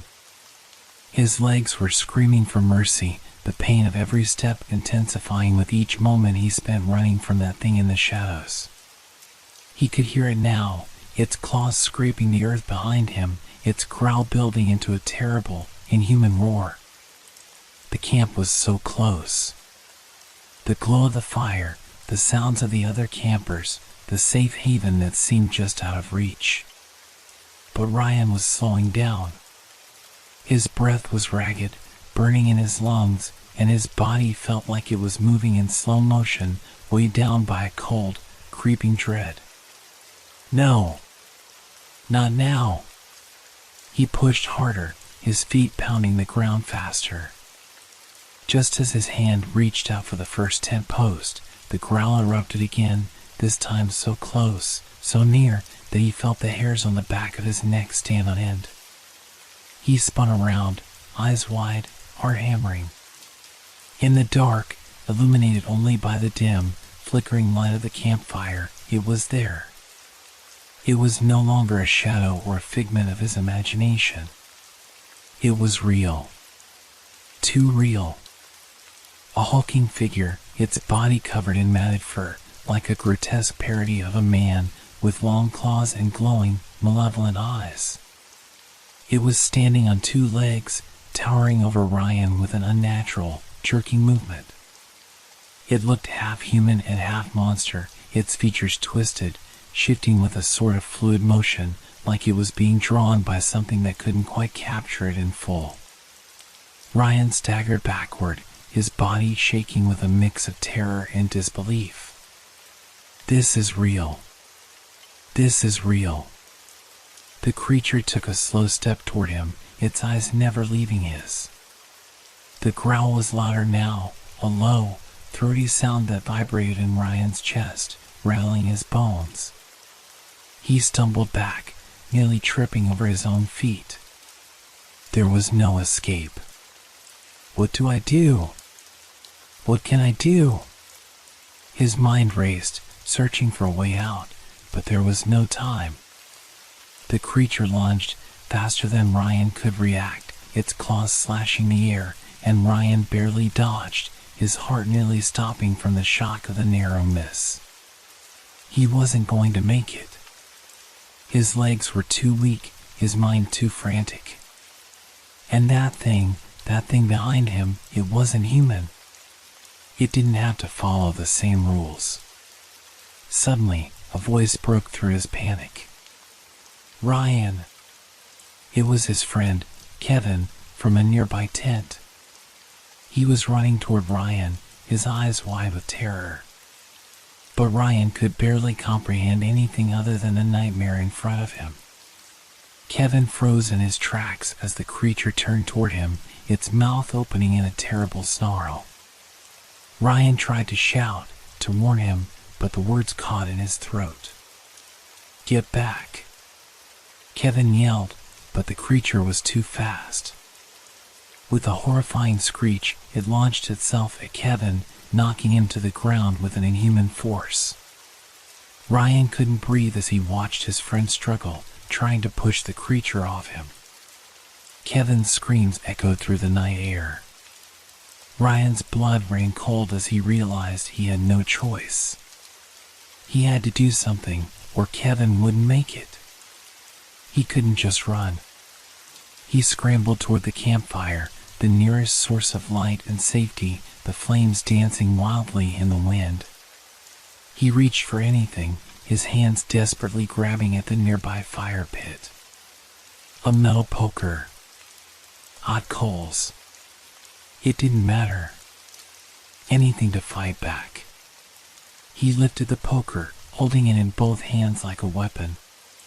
His breathing was erratic, his thoughts clouded, but he knew he had to protect himself, or he'd end up like Kevin, helpless, just another victim of whatever this creature was.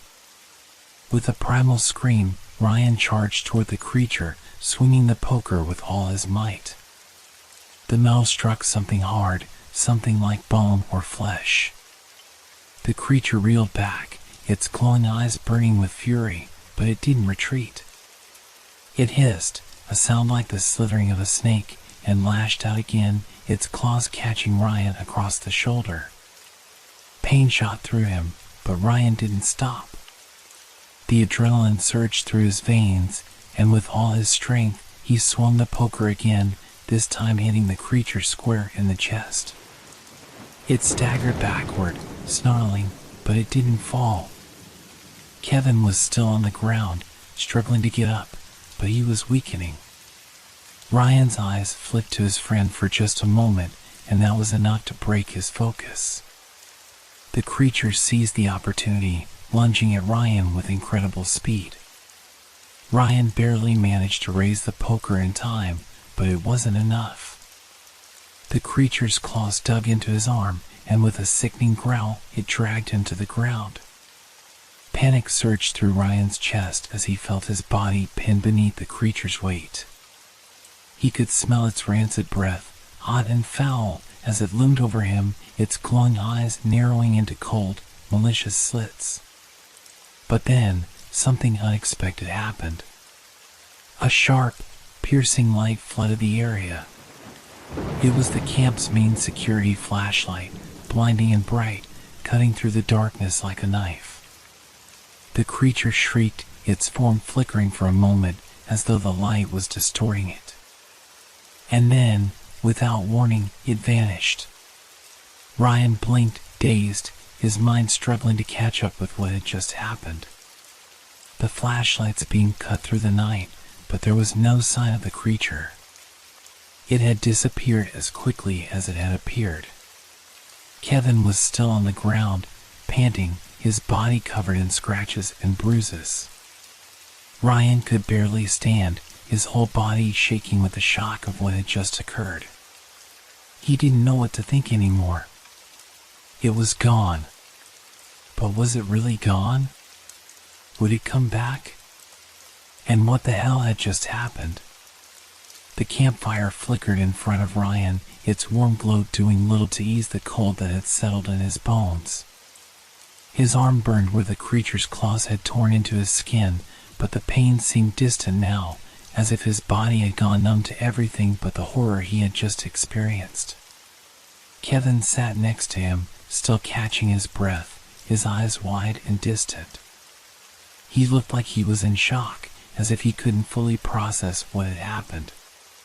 He kept glancing around nervously, like he expected the creature to appear out of nowhere. The other campers were gathering around, murmuring in confusion and fear. The adults had arrived too, led by the camp director, Mrs. Harris, a no-nonsense woman in her 50s. She had a flashlight in her hand, and her face was pale, clearly disturbed by whatever she had just witnessed. Ryan could see her eyes flicking between him and Kevin, searching for an explanation that neither of them could give. "What happened?" she asked, her voice shaking. "Where is it?" Ryan opened his mouth, but the words caught in his throat. What could he say? How could he explain something so beyond belief? There were no words for what he had seen, what he had felt in those final moments. It wasn't just a wild animal or a figment of his imagination. It was something else. Something that didn't belong in this world. He looked around at the other campers, their frightened faces lit by the flickering firelight. There were too many of them, too many questions. He couldn't protect them all. The terror of what had happened, and what might happen again, was almost too much to bear. "Ryan?" Kevin's voice was hoarse, barely above a whisper. He was still staring off into the distance, his eyes unfocused. "Do you think it's gone? Really gone?" Ryan shook his head, his heart pounding in his chest. "I don't know, Kev. I don't know. I don't think it's ever gone. Not completely." The camp director stood up, her face grim. She turned to one of the counselors, who had just arrived at the scene. "We need to get everyone inside. Now. No one leaves the cabins tonight. We'll make sure the area is secured, but I don't want anyone out there again. Understood?" The counselor nodded quickly, her face pale and anxious. She started ushering the campers toward their cabins, but no one moved with any sense of urgency. The fear in the air was palpable, like a thick fog that clung to everyone, making it impossible to think clearly. Ryan couldn't stop shaking. His thoughts were still racing, trying to make sense of everything, but there was no logic to it. The creature, the strange, unnatural being, had appeared out of nowhere and then vanished just as quickly. But Ryan knew it wasn't over. He could feel it. The terror, the presence of something else, something that was waiting in the dark. And then, just as he was about to turn and follow the others to the cabins, something caught his eye. A shadow. But this time, it wasn't moving. Ryan froze. His stomach twisted as he stared at the dark figure near the tree line. The shape was tall, almost human-like, but too dark, too wrong. It stood still, as if waiting, watching. "Ryan?" Kevin's voice was weak, and Ryan could hear the tremor in his voice. "What is it? What's wrong?" Ryan didn't answer. His eyes were locked on the shadow, unable to look away. Every part of him screamed to run, to get away, but his feet wouldn't move. He felt like he was paralyzed, trapped in the stare of something that shouldn't exist. It's back. Without a word, he turned and grabbed Kevin's arm, pulling him toward the cabins with a force he didn't know he had. Kevin stumbled, but he didn't resist. He was too shaken to protest, his body still in shock from the earlier attack. They reached the cabins, and Ryan hurried inside, slamming the door behind them. They were safe, at least for now, but the sense of dread didn't leave. It lingered, thick and suffocating, crawling into every corner of the room, hiding in the shadows where it could not be seen. The camp was eerily quiet. No one spoke. No one dared to. The only sounds were the crackling of the fire outside and the occasional rustle of leaves in the wind. But Ryan couldn't shake the feeling that they weren't alone. Not really. He sat down on his cot, his body trembling. Kevin collapsed next to him, his face pale, his eyes wide with unspoken fear. Ryan wanted to comfort him, to tell him everything was going to be okay, but he couldn't lie to him. He couldn't even lie to himself. It's still out there. And they were trapped. The night stretched on like an eternity, thick with the kind of silence that presses against your ears, making every tiny sound unbearable. Ryan lay awake in his cot, staring at the ceiling, his mind racing. The figure outside, the shadow that had stood motionless by the trees, it had been waiting, watching. But why? What does it want? His thoughts circled around that question, unable to find an answer. He had to know. He couldn't live with the unknown hanging over him. He had to face it, confront whatever it was that stalked the woods around them. The thought filled him with dread, but there was no other choice. He couldn't just sit there, waiting to be hunted. It was either confront it now, or risk it coming for them one by one in the dark of night. The cabin was quiet, but Ryan knew the others were awake, just as terrified, just as uncertain. Kevin's breathing was shallow beside him, and even though he hadn't said anything for hours, Ryan could feel his friend's presence. They were both in this together now. The wind outside howled, and Ryan's heart jumped in his chest. It sounded like something else, something deeper. Something that shouldn't be. With a steadying breath, Ryan reached over to shake Kevin. Kev, we're going out. Now. Kevin's eyes shot open, wide with panic. What? No, Ryan, we can't. We don't have a choice. Ryan cut him off, his voice low and urgent. You saw it too, didn't you? It's still out there. And it's not going to leave us alone. Kevin opened his mouth to protest, but no words came out. His eyes flickered toward the window, toward the dark outline of the trees beyond. Ryan could see the fear written all over his face, but there was something else, too, something darker, a resigned understanding. Kevin nodded, his lips trembling. Okay. Let's go. The two of them moved quietly through the camp, trying not to disturb anyone. The other campers were still inside their cabins, huddled in the false comfort of the locked doors. The night air was heavy with the smell of damp earth, and every breath felt thick in Ryan's chest. They reached the edge of the camp, where the woods began. The same darkness that had swallowed the shadow earlier now pressed in around them, as if the trees themselves were closing in. Ryan could feel it. That weight. That presence. I don't know if I can do this, Ryan, Kevin whispered, his voice tight with fear. What if we're not ready? What if it's too strong? Ryan didn't answer immediately. He was too busy listening, trying to hear something, anything, that might give them a clue about where it was. Then, there it was. The sound. A soft rustling, like something brushing against the leaves, followed by the unmistakable sound of a footstep. Heavy. Deliberate. Too slow to be an animal. Ryan's heart skipped a beat. It's here. They crouched low, blending into the shadows as best they could. Ryan's pulse thudded in his ears, but he fought to keep his breathing steady.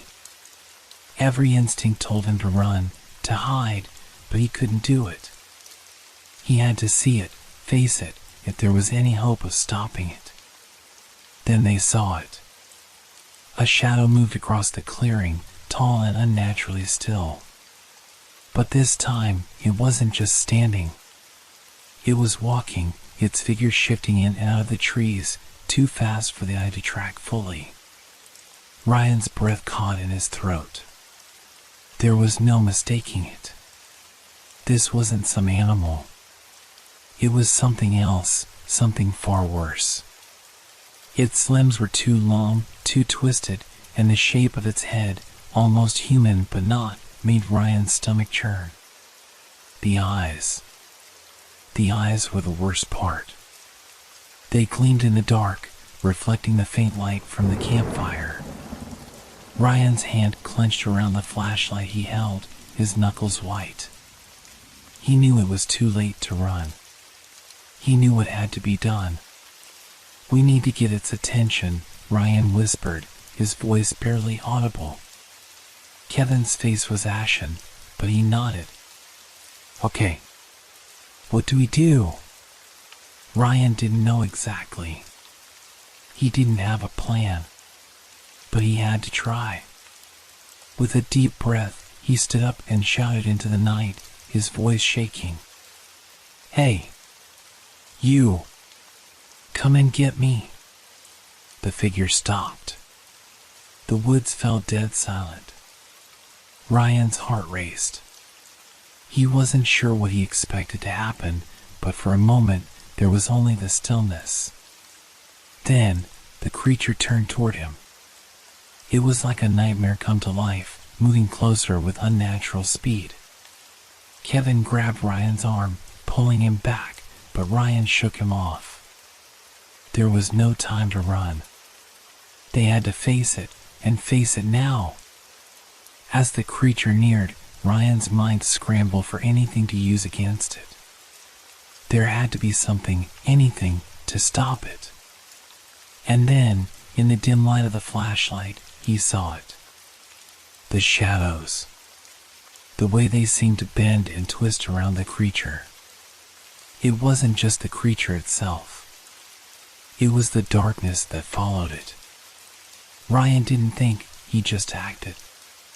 He turned the flashlight on the ground, shining the beam straight into the creature's eyes. The reaction was instant. The creature shrieked, a sound like nails on glass, and recoiled, its hands clawing at its face as if trying to escape the light. It faltered, its form flickering in and out of existence, like it couldn't maintain its shape under the harsh glare. Kevin took a step forward, his face pale with terror. Ryan, what did you do? What's happening? The creature screeched again, its form distorting violently, and then, with a final howl, it vanished into the air, leaving only the faint smell of decay behind.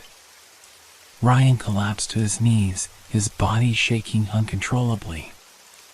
The creature was gone, at least for now, but he knew it wasn't truly over.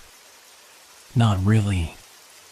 The shadow had retreated, but its presence lingered, like a dark promise in the air. We have to leave, Ryan muttered. We can't stay here. Kevin looked at him, his eyes filled with a fear that mirrored Ryan's own. Yeah. I think we both know that. And as they turned and ran back toward the camp, one thought repeated in Ryan's mind. The nightmare wasn't over. It would never be over.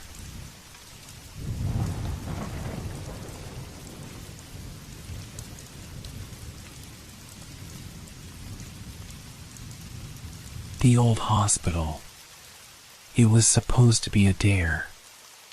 Just a simple game to prove who was braver, who could spend the longest amount of time in the old abandoned hospital on the edge of town. Everyone in town had heard the stories, ghosts of doctors and patients who had died in a tragic accident during a storm, trapped in the building with no escape. But no one had ever gone inside, not for long. Until tonight. I had always been skeptical of ghost stories. I mean, they were just stories, right? A way to entertain and spook kids. But when my friends and I stood outside the hospital, staring up at the dark, crumbling building, a part of me wondered. Maybe there was something more to it. Maybe it wasn't just a haunted place, it felt like something worse. We gathered near the main entrance, our flashlights piercing through the thick fog that clung to the ground, swirling like it had a life of its own. The wind howled around us, causing the old sign above the door to rattle, but we were too excited to turn back now. "I'll go first," Jake said, his voice cracking with the nervous excitement that I could hear in every word. "Of course you will," Megan laughed, rolling her eyes. "Don't be a hero, Jake. It's just an old building." But as she said that, her voice dropped, and I could see it in her eyes. She was just as scared as the rest of us. Still, we pressed on. We entered through the rusted door, which creaked loudly as if protesting our intrusion. The air inside was damp and stale, thick with the scent of mold and rot. The sound of our footsteps echoed in the silence, magnifying every movement we made. The first thing that hit me was the cold. It wasn't the typical chill you'd expect from an old, abandoned building. This was different, almost unnatural.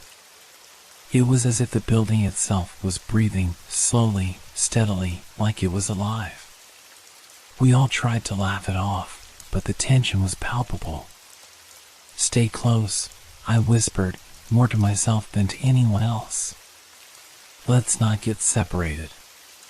We crept through the dark hallways, the floorboards groaning under our weight.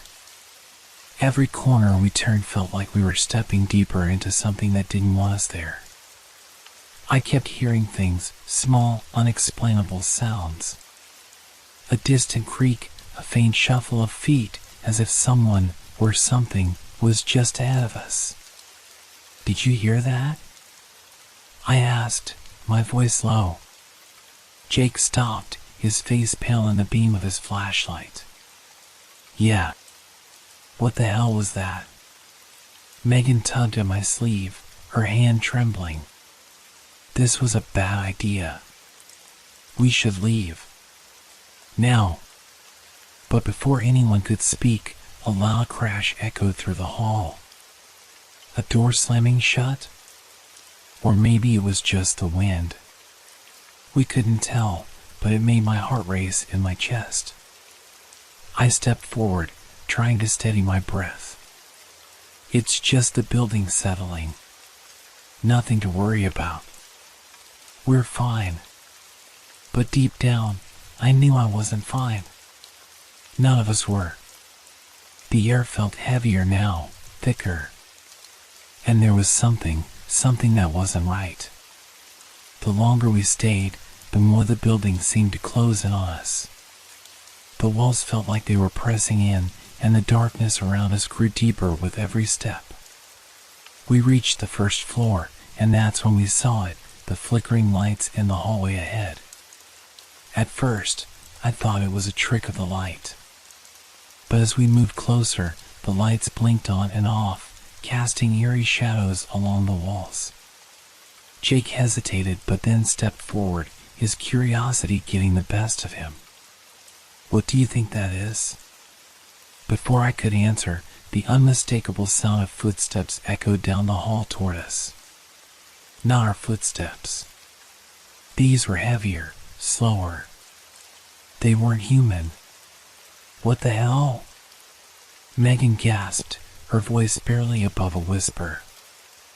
I felt my chest tighten. The hairs on the back of my neck stood up. This wasn't a game anymore. We weren't alone. The footsteps grew louder, closer.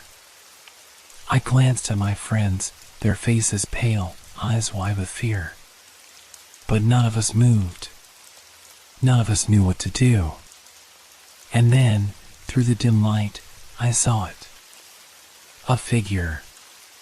At first, it was just a shape, a silhouette moving through the dark, but as it came closer, I could make out the details.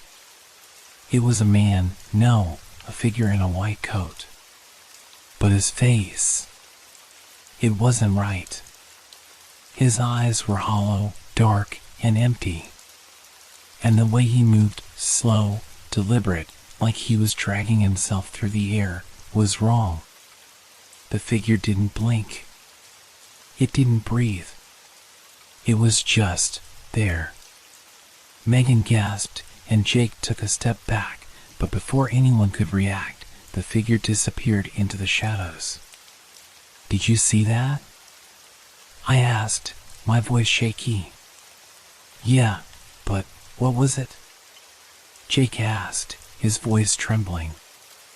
"I don't know, but I think we need to get out of here," I said. "Now." But as we turned to leave, we heard something else.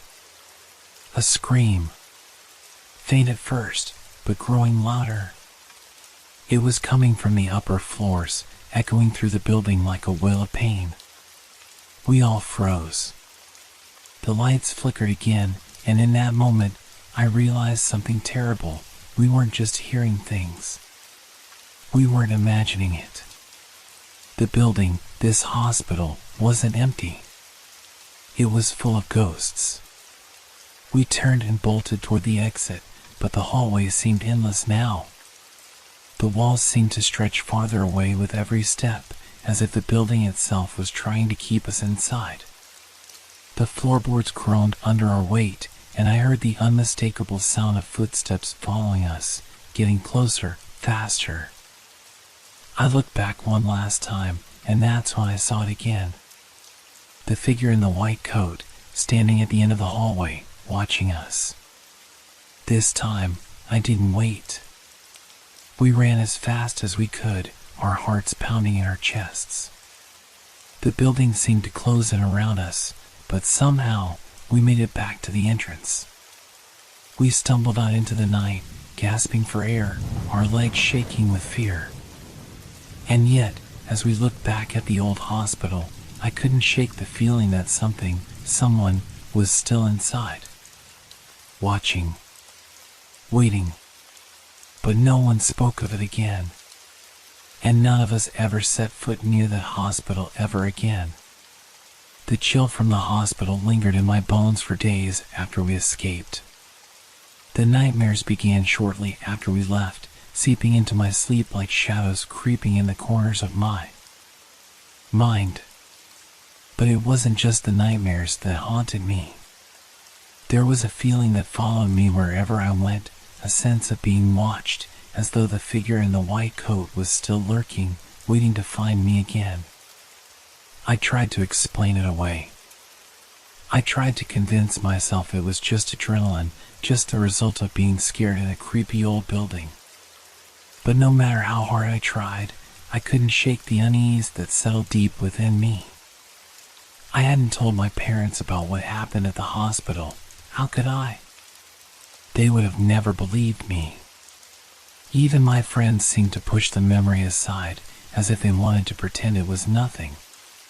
But I knew what I saw. I knew what we all saw. A week later, the feeling of being watched grew even stronger. It wasn't just at night anymore, but during the day as well. I would walk down the street, and I could swear I saw figures out of the corner of my eye, people in white coats moving through the crowds. The same ghostly figures. And when I would turn to look, there was nothing there.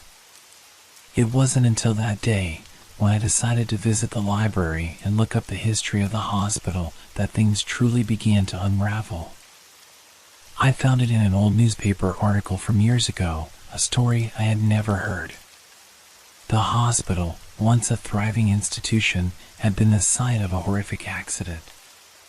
A storm had knocked out power, trapping dozens of patients and staff inside. There had been no way out. The building was old, the halls narrow, and when the storm flooded parts of the lower floors, the people inside were stuck. Some were rescued, but others, doctors, nurses, patients, died in the chaos, the cold, the flooding.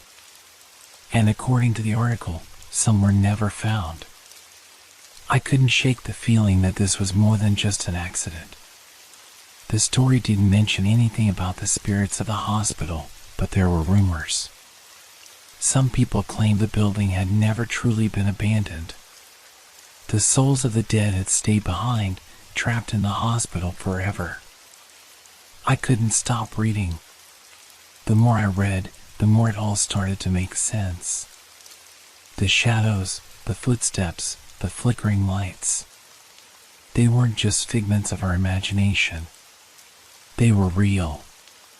The ghosts of those who died had never left. My phone buzzed in my pocket, pulling me from my thoughts. It was a message from Jake. "Jake, we need to talk. Meet me at the hospital." I didn't hesitate. I didn't even think about it. I grabbed my coat and ran out the door, ignoring the gnawing fear that tried to crawl back into my chest. If something was wrong, if something was happening again, I needed to know what. When I arrived at the hospital, the fog had returned, thick as ever. The same feeling of unease I'd experienced the first time flooded my senses. The building loomed above me, silent, watching. Jake was standing near the front door, his face pale. He was shaking. "Jake?" I asked, my voice trembling despite myself. He didn't answer right away. Instead, he turned and walked into the hospital without saying a word. I followed him in, the heavy door creaking shut behind me. Inside, the air was colder than I remembered. My breath came out in invisible puffs, and the hairs on the back of my neck stood up. The hospital was darker than I remembered, the flickering lights casting long, ghostly shadows. "We're not alone," Jake whispered, his voice barely audible. "What do you mean?" "I saw them," he said, his eyes darting nervously around the room. "They've been following me. In my dreams. I think they're real." I felt my stomach drop. This wasn't a joke anymore. The hospital, the ghosts, the nightmares, they were all connected. We started to move through the halls, our footsteps echoing in the silence. Jake kept glancing over his shoulder as though he expected someone or something to be right behind us. "Jake, what happened? Why did you want to meet me here?" "I've been hearing things," he said, his voice shaky. Footsteps. Voices. I thought I was going crazy, but now I'm sure. I saw one of them. "What?" He stopped in his tracks, his face stricken with fear. A figure.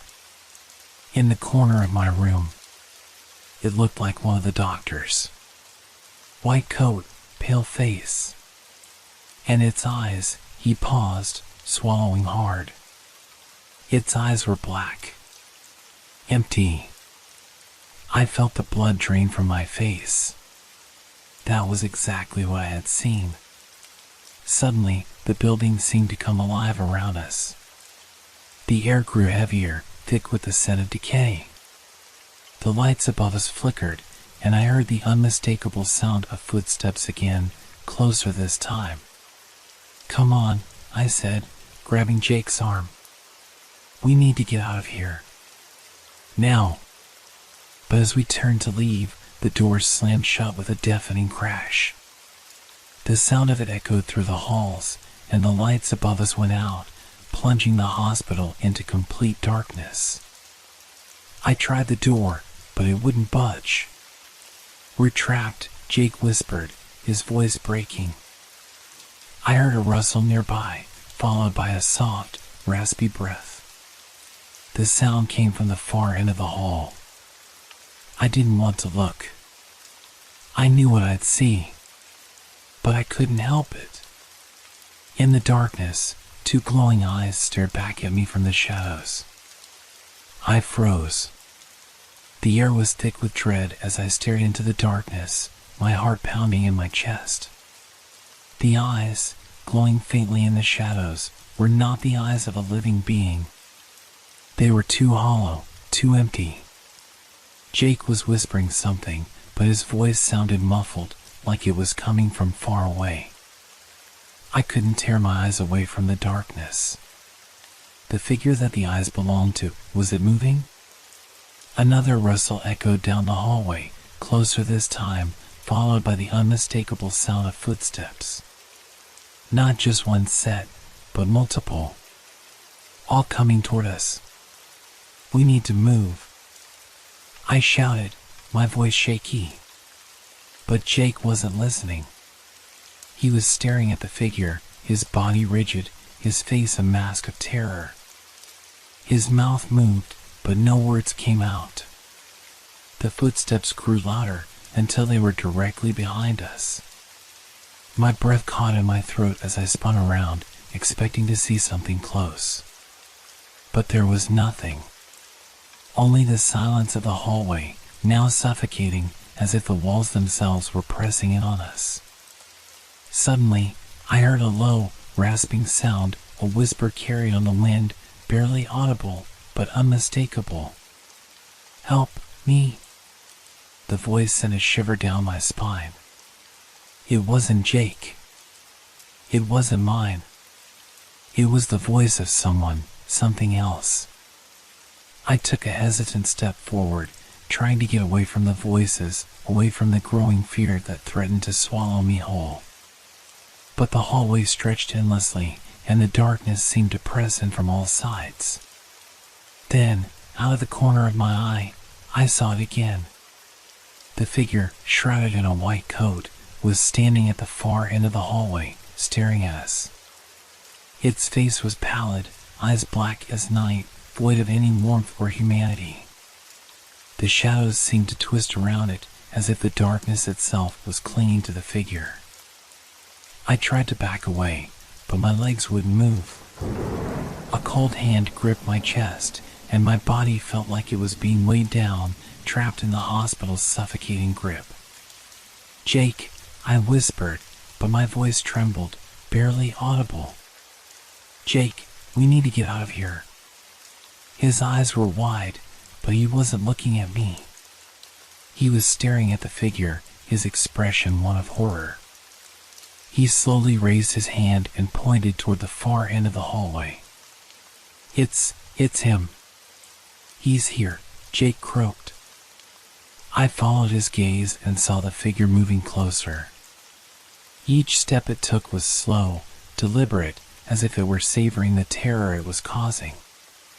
The faint glow of its eyes grew brighter, more intense, and my heart raced in response. Suddenly, the figure stopped. It tilted its head to the side, its eyes locking with mine, and I felt the blood drain from my face. There was no mistaking it. This was not human. This was something else, something trapped between worlds, something that shouldn't be here. Without thinking, I bolted toward the stairs. I grabbed Jake's arm, pulling him behind me, desperate to escape the ever-encroaching darkness. We reached the stairs, but as we started to climb, I felt it, the cold breath of something following us. I turned to look, but the figure was gone.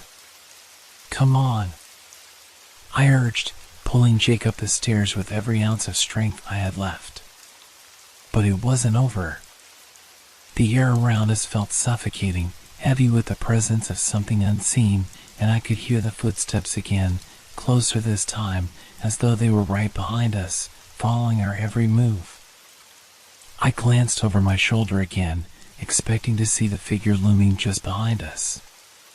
But this time, all I saw was the darkness. Suddenly, the building groaned, a sound that made the hair on the back of my neck stand on end. The walls seemed to tremble as if the hospital itself were alive, as if it were drawing us back into its cold, decaying heart. I stopped in my tracks, heart racing. Something wasn't right. The stairs were never this long. The hallway seemed to stretch on forever, the steps never ending. Jake grabbed my arm, panic in his eyes. We're going in circles. The stairs, they're not leading anywhere. I spun around, my mind racing, trying to make sense of what was happening. The walls of the hospital seemed to be shifting, warping around us. The flickering lights above us blinked erratically, casting shadows that danced and shifted with every movement. Something is wrong, I whispered, more to myself than to Jake. The hospital, it's changing. It was like we weren't even in the same place anymore. The layout had shifted. The hospital wasn't a building, it was a maze, a living, breathing nightmare designed to trap us forever. Please, let's go. Jake begged, his voice barely a whisper. But I couldn't move. I couldn't take another step. The hospital was toying with us, keeping us here, making us relive the same moment over and over. Suddenly, I heard a new sound, scratching, scraping, like nails on a chalkboard. From the shadows, something emerged. Small at first, then bigger and bigger still.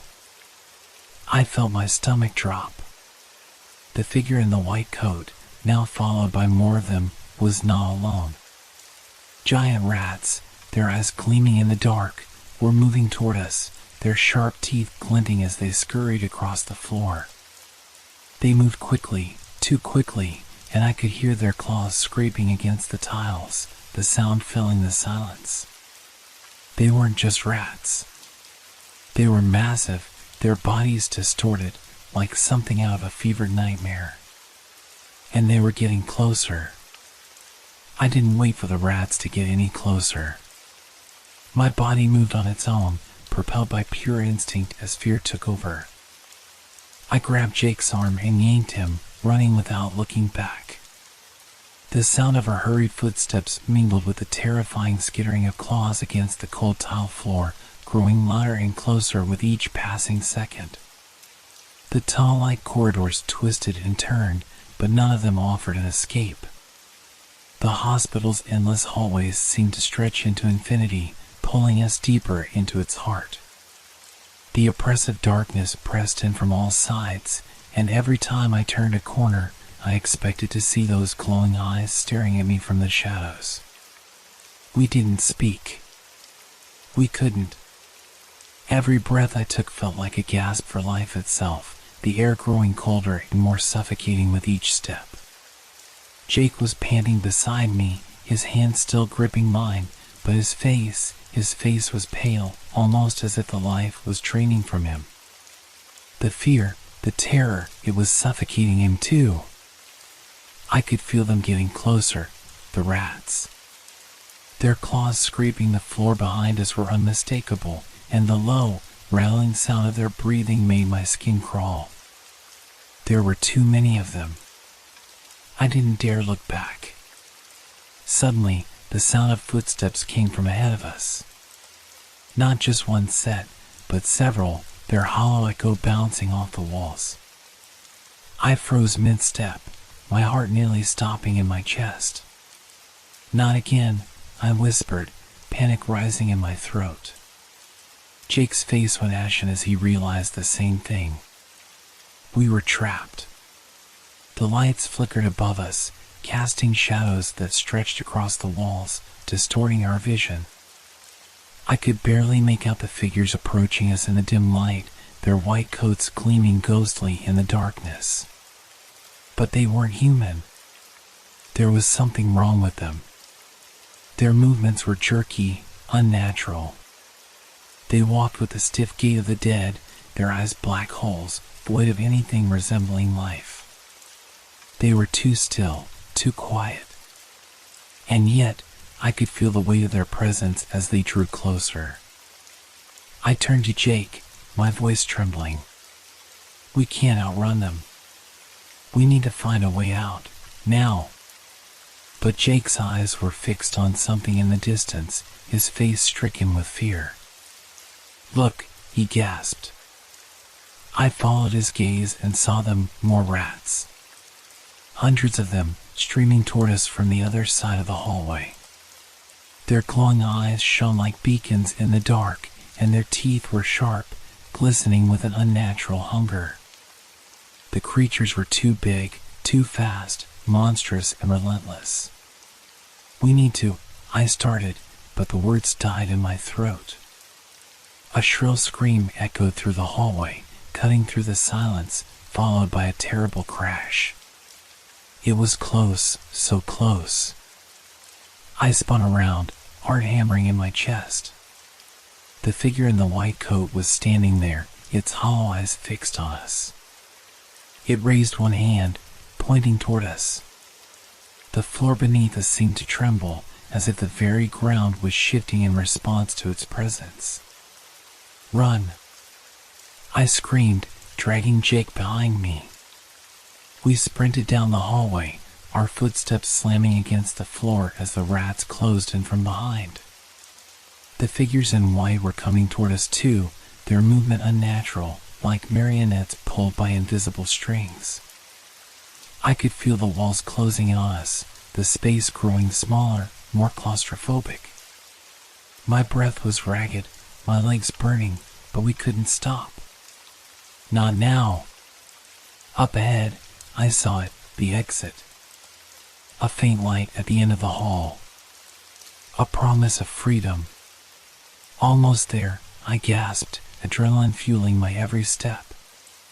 But just as we neared the door, the hospital seemed to shift again.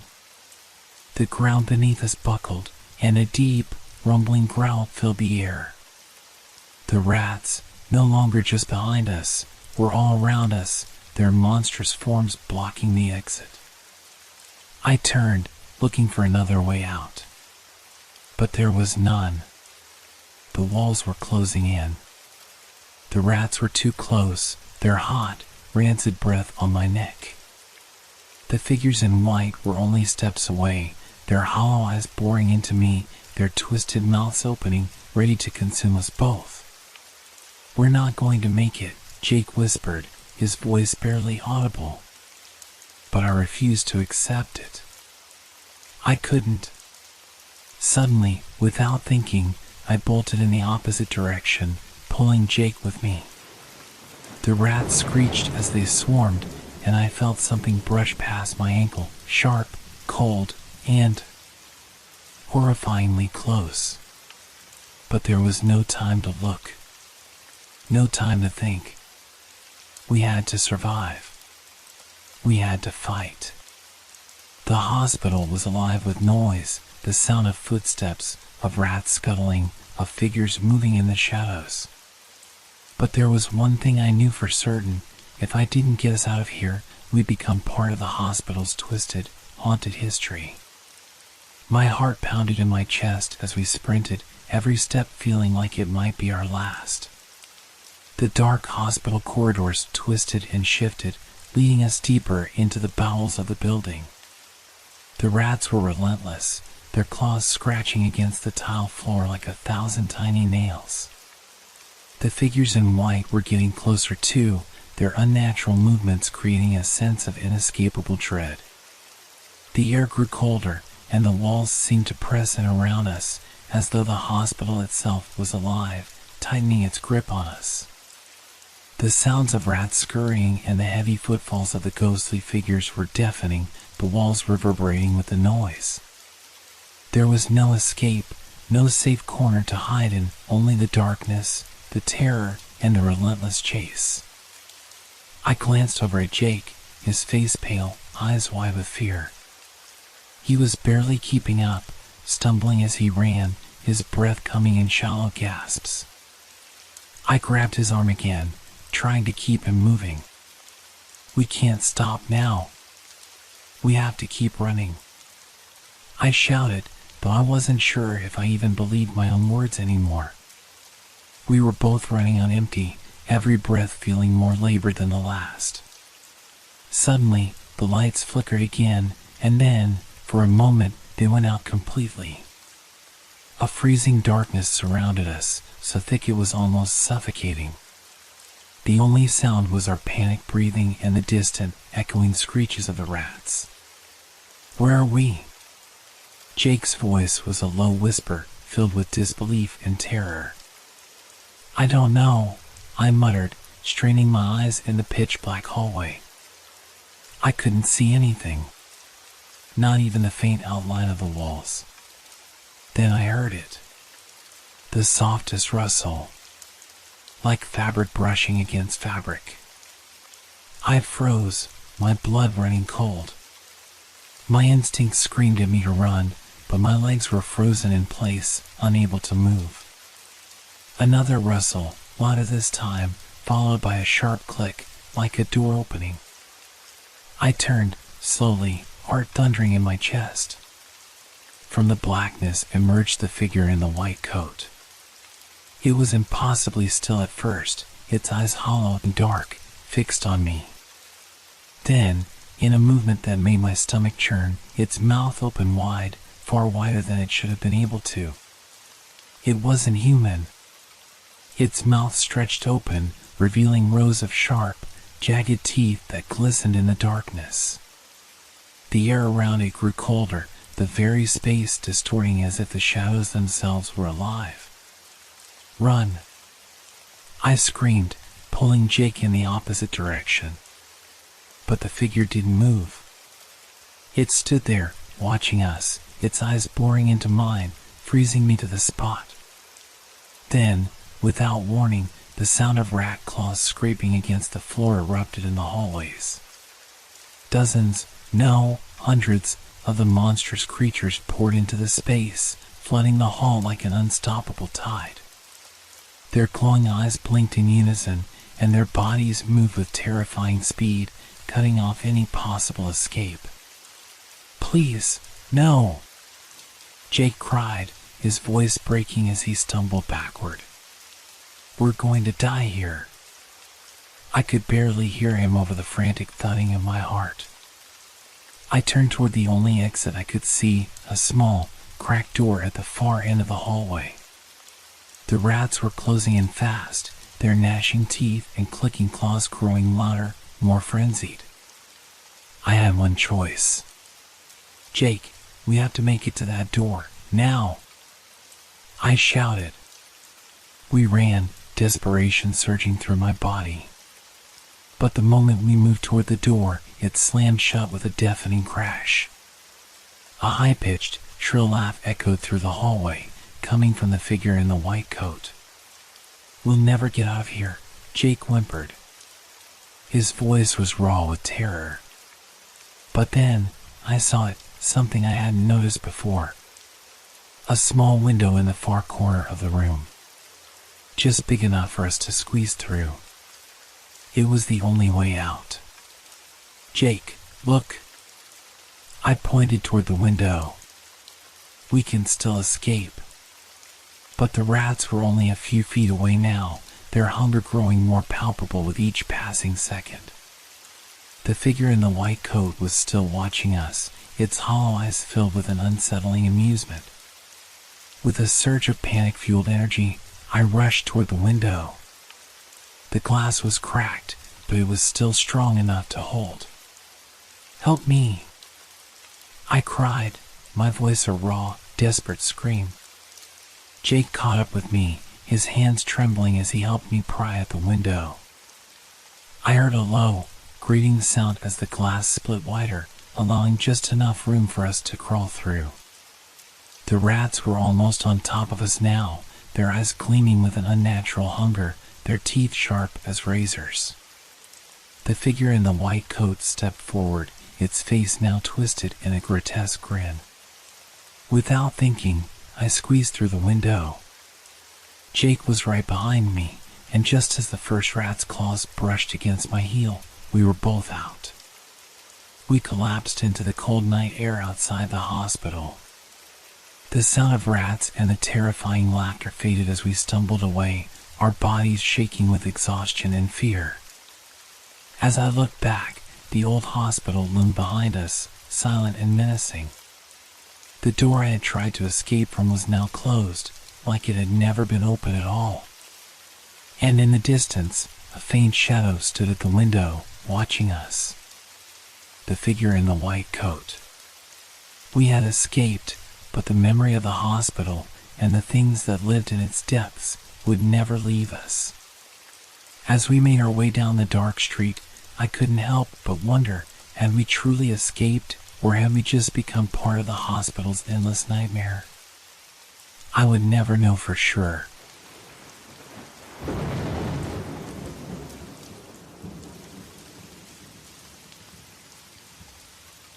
The mirror in the bathroom.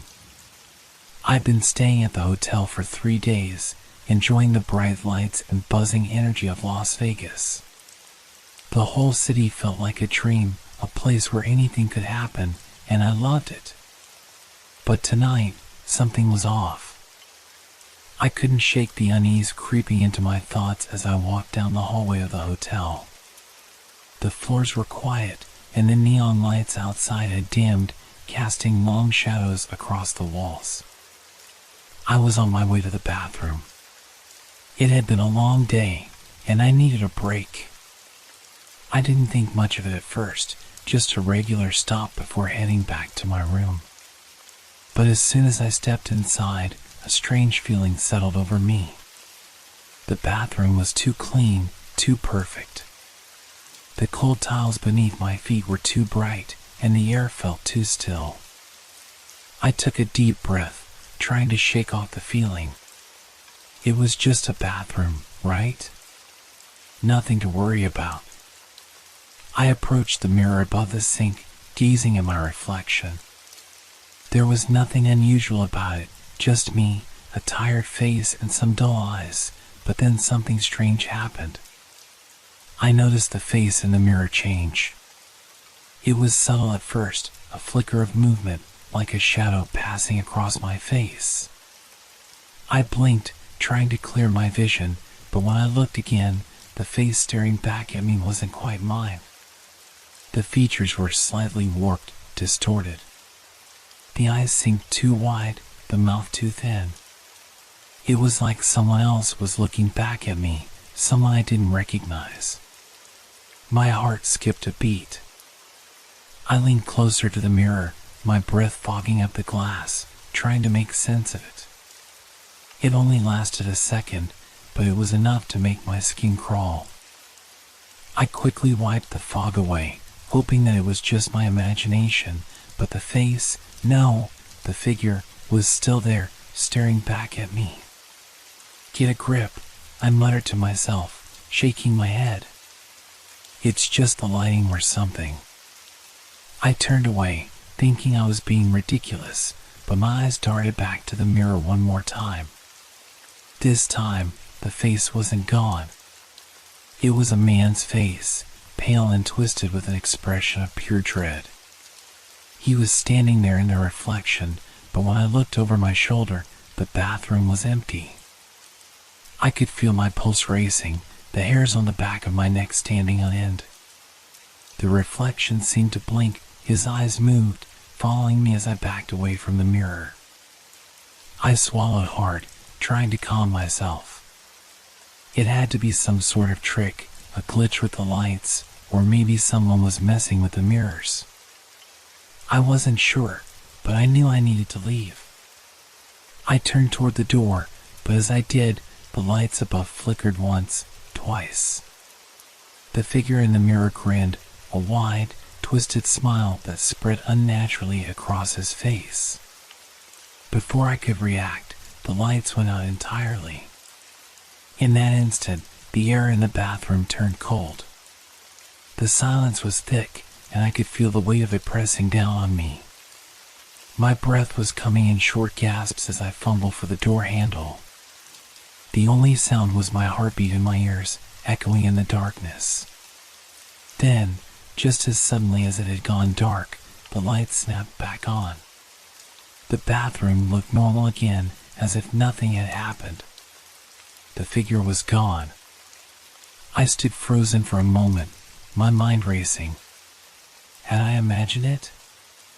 Was I just tired? I stared at the mirror, half expecting to see that same face again, but there was nothing.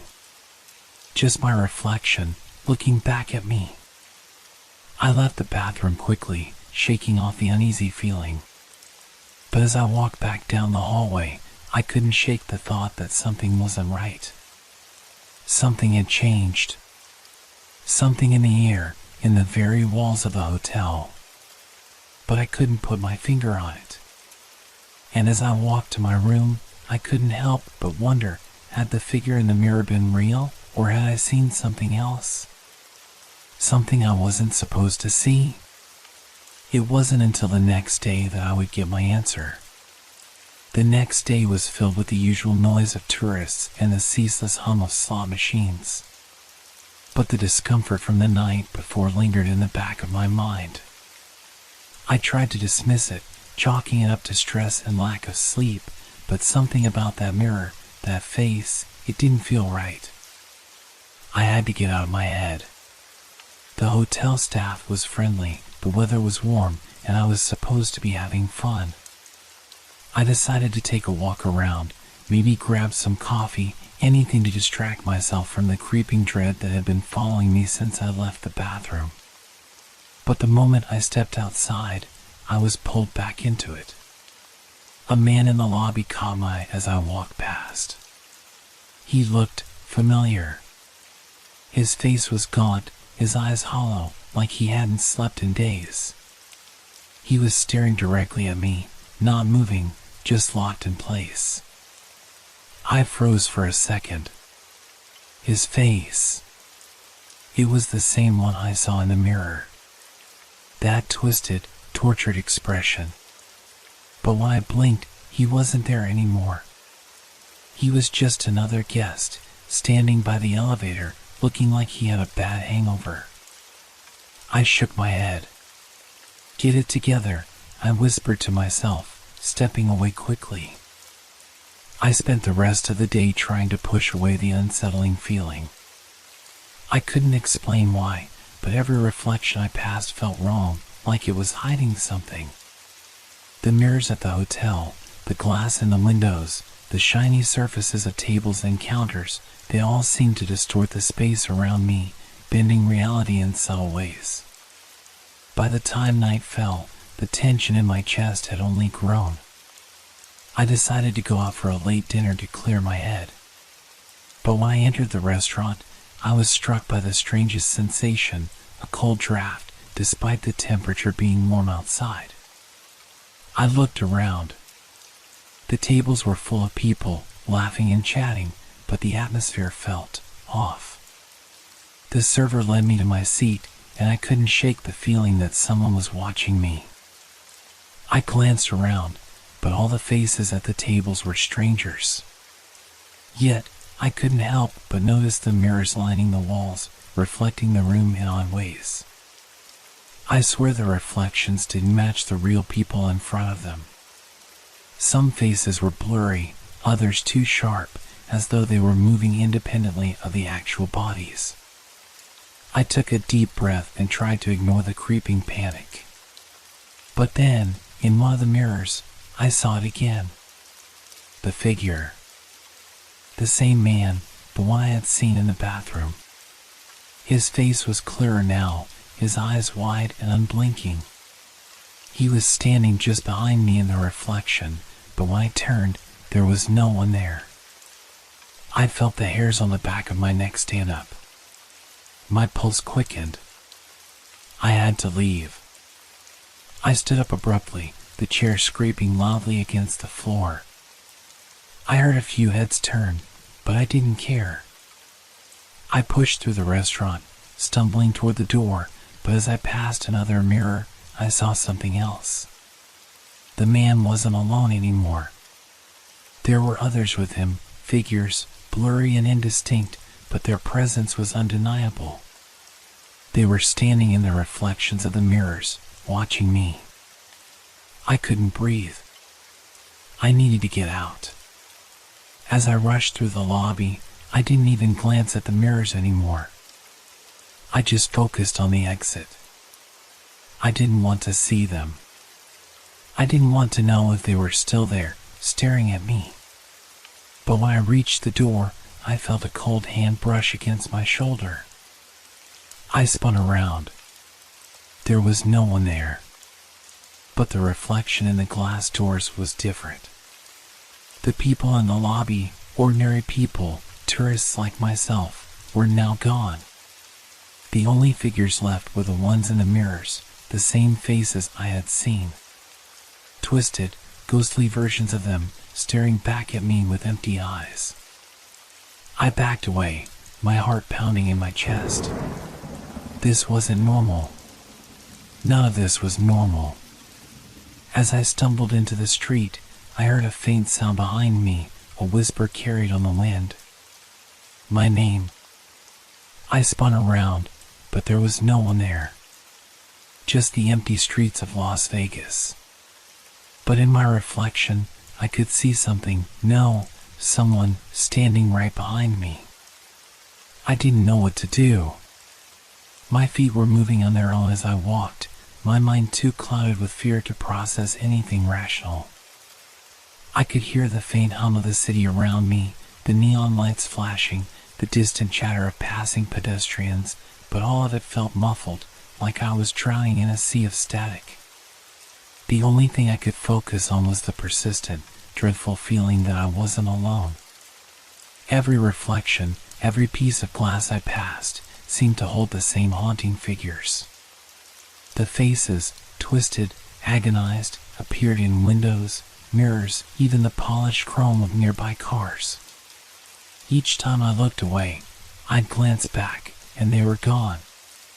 But that momentary shift, that flicker of movement from the corner of my eye, was enough to paralyze me with dread. I couldn't shake the feeling that they were following me. I ducked into a small convenience store to escape. I needed a moment, a break from whatever this was.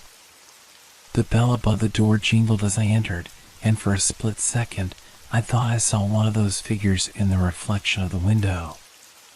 My heart jumped. But when I turned, nothing was there. I breathed deeply, trying to calm myself, but the sense of unease didn't leave. I grabbed a bottle of water, trying to focus on something simple, something that didn't involve the terrifying images in the mirrors. But the store was eerily silent. The cashier, an older man with thick glasses, was staring blankly at the counter. He hadn't moved since I entered. His hands were trembling, the paper he was holding fluttering slightly in the stillness. I looked at him closely, trying to make sense of the scene. "Are you okay?" I asked, my voice sounding too loud in the silence. He didn't respond. I walked closer, feeling a chill crawl up my spine. "Sir?" I said again, a little louder this time. "Do you need help?" Suddenly, his head jerked up. His eyes were wide, bloodshot. He was staring at me, but there was nothing in his gaze, no recognition, no life. You see them too, don't you?" he whispered hoarsely. His voice was barely audible, as though it took all his strength to speak. I froze. "What? See who?" I asked, my voice shaking. The man's lips twitched, and he took a shuddering breath. "In the mirrors," he said. "They're here. They never leave."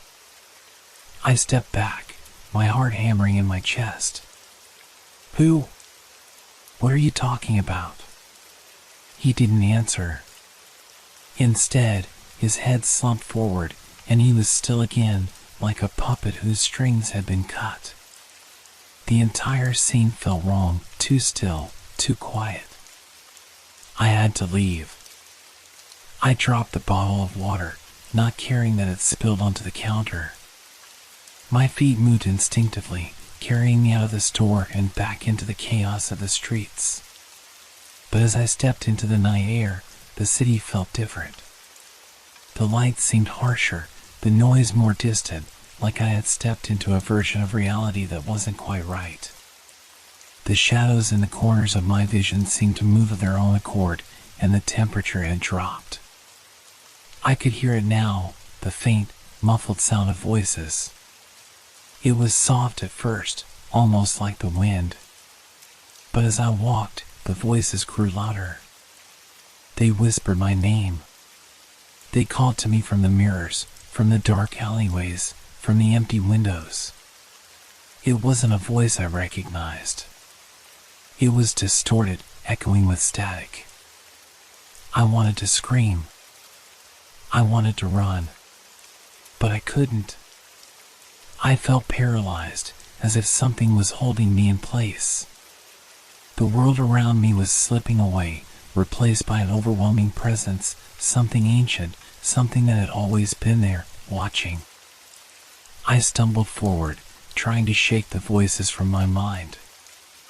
I passed another hotel, its towering structure illuminated by neon lights. And there, reflected in the glass, I saw them again. The figures. They were gathered just behind me, silent and still. One by one, they stepped forward, their features becoming clearer. I could see the man from the bathroom, his eyes hollow and unblinking. The others, tall, gaunt, their faces twisted in agony, were now right behind me, their reflections impossibly clear. My breath caught in my throat. I couldn't move. I couldn't escape. Suddenly, I heard it, a loud crack, followed by a low growl that vibrated through the ground. It was coming from behind me. I turned, but there was nothing there. The growl grew louder, sharper. My heart pounded. Something was coming. Something I couldn't see, but could feel. Then, in the reflection of the building's glass, I saw it. The figures were no longer standing behind me. They were gone. But in their place was something else. Something monstrous. Its eyes glowed in the darkness, and its shadow stretched out long, far beyond the edges of the building. It was massive, its form indistinct, but I could see its shape, a grotesque mass of writhing limbs and teeth. The reflection in the glass grew distorted as I tried to back away, but the creature moved with me, keeping pace as if it were tethered to me, bound to my every move. I turned and ran. The echo of my footsteps was the only sound I could hear, drowning out the whispers. I ran until I couldn't breathe, until my legs gave way beneath me. But when I collapsed onto the ground, I looked up, and there it was, its face reflected in every surface around me. The creature had always been there, watching. The air was thick, each breath feeling heavier than the last. I couldn't escape the suffocating pressure around me. The city that had once felt alive, full of noise and color, was now nothing more than a hollow shell, a distorted reflection of itself. I could still hear the voices, whispers that crawled into my ears, curling like tendrils in my mind, begging me to understand, to join them. I had fallen to my knees in the street, trembling uncontrollably, staring at the cracked sidewalk beneath me. But even there, I could see it, the faint glow of the creature's eyes, the reflection in the puddles, the shadows shifting unnaturally around me. It wasn't real. It couldn't be. I was dreaming. I had to be. There was no way this could be happening. But the growl was real. And the eyes, those glowing, unblinking eyes, were real too. I stood up shakily, feeling the cool breeze brush against my skin as I forced myself to move. My legs felt like lead, my heart racing. I couldn't stay here. I couldn't think. I had to get out of this nightmare. I stumbled toward the nearest alley, my mind consumed with a single thought: I needed to escape. The creature, the thing that had been following me through every reflection, every surface, was closing in. I could feel it. Its presence pressed against my back like a suffocating weight. I didn't know if it was real or a hallucination, but the terror gnawing at my bones told me it didn't matter. It was here. I turned a corner, and for a split second, I thought I saw a flicker of movement out of the corner of my eye. My pulse quickened, and I spun around, heart in my throat. But there was nothing. Only shadows and the echo of my own breathing. I kept walking. The alley was dark, the lights above flickering sporadically, casting long, distorted shadows that seemed to stretch and pulse with life. I was lost now, the familiar streets of the city now nothing more than an empty labyrinth. The walls of the alley closed in on me, and for a moment, I wondered if I was just walking deeper into a trap, into my own insanity. But then, I heard it again. The growl. Low. Deep. A sound that came from within the earth itself. My legs gave out beneath me, and I fell to the ground. I couldn't breathe. I couldn't think. The voices were louder now, more distinct. They were coming from all around me, surrounding me. Join us, they whispered. It's too late to run. A flash of light illuminated the alley, and I looked up, my heart stopping in my chest. There, at the far end of the alley, was a figure. Not a person. Not a shadow. But something worse. The creature had taken form. Its body was massive, towering over me, its shape contorted and unnatural. Its limbs twisted in impossible angles, like a grotesque mockery of a human form. Its skin was a sickly, pale gray, slick with something that glistened in the dim light. But it was its eyes that froze me in place. Two glowing orbs, filled with malice, stared at me from the darkness. And within those eyes, I saw a reflection of myself. Why do you run?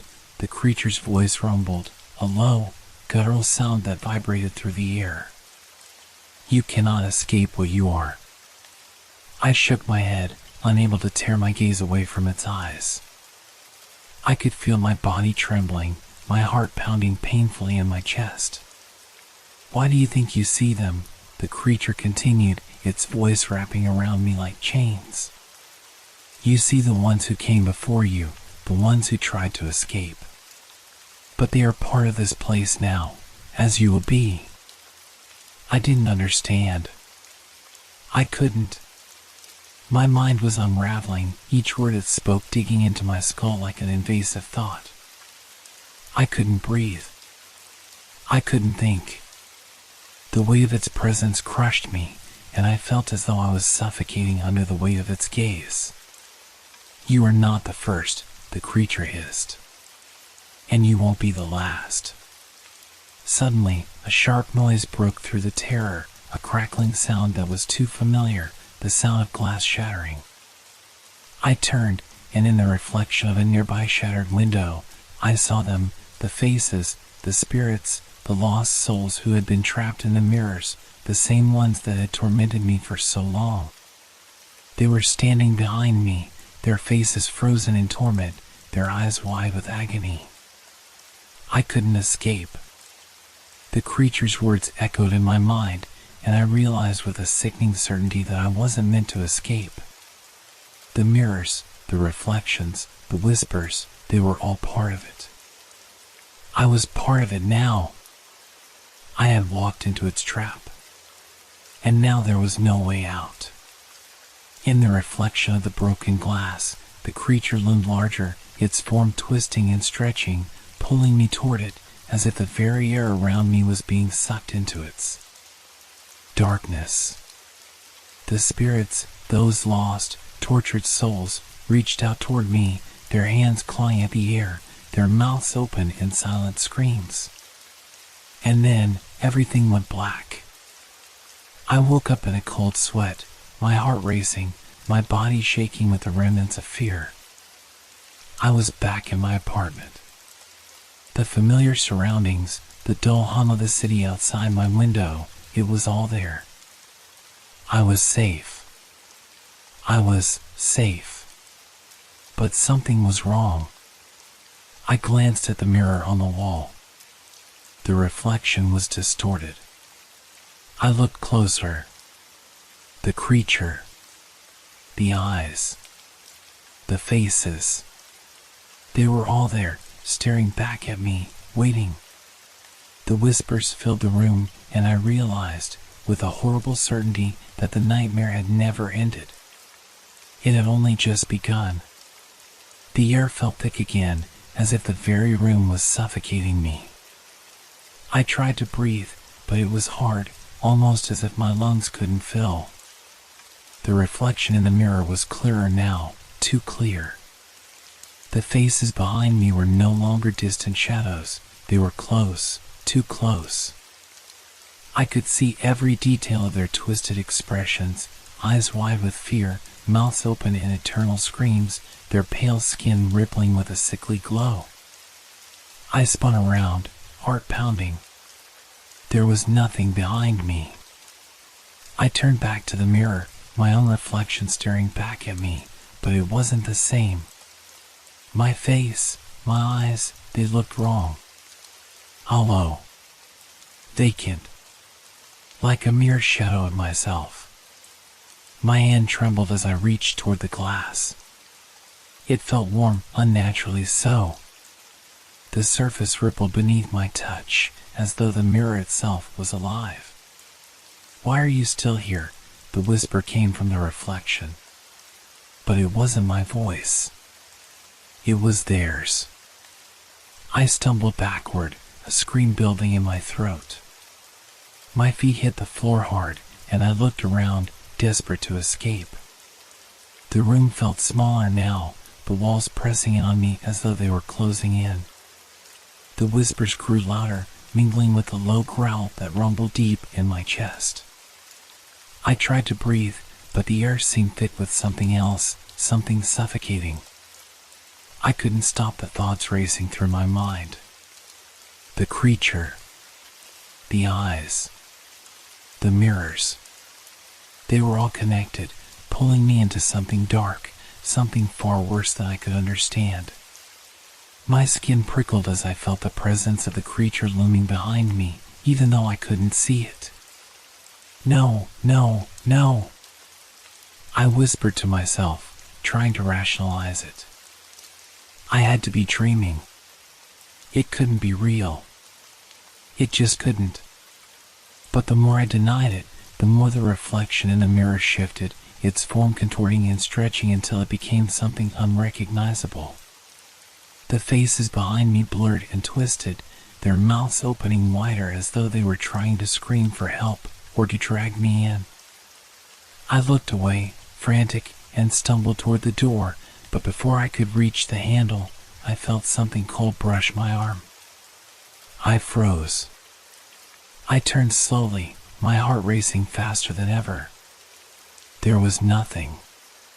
Nothing except the mirror, and in the mirror, the creature was there, standing behind me. Its glowing eyes stared at me with a malicious hunger. "Join us," it whispered again, its voice a guttural growl that vibrated through my very bones. "You cannot escape what you are." I wanted to scream, but the words caught in my throat. My body wouldn't move. I was paralyzed, trapped in a nightmare that had no end. And then, I saw it, the reflection of my own face, no longer human. No longer mine. It was distorted, like the others, but worse. My eyes, they were glowing now, just like the creature's, and the smile on my lips was twisted in a way that didn't belong to me.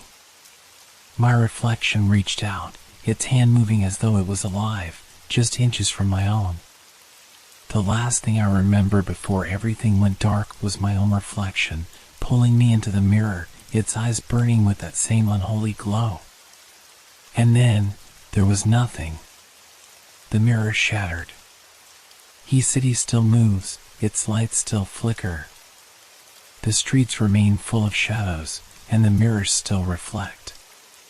But somewhere, deep in the tunnels of forgotten streets, in the corners of the world where the light doesn't reach, something waits. Something with eyes that glow. And if you look too long, you might just see yourself reflected, staring back from somewhere far away.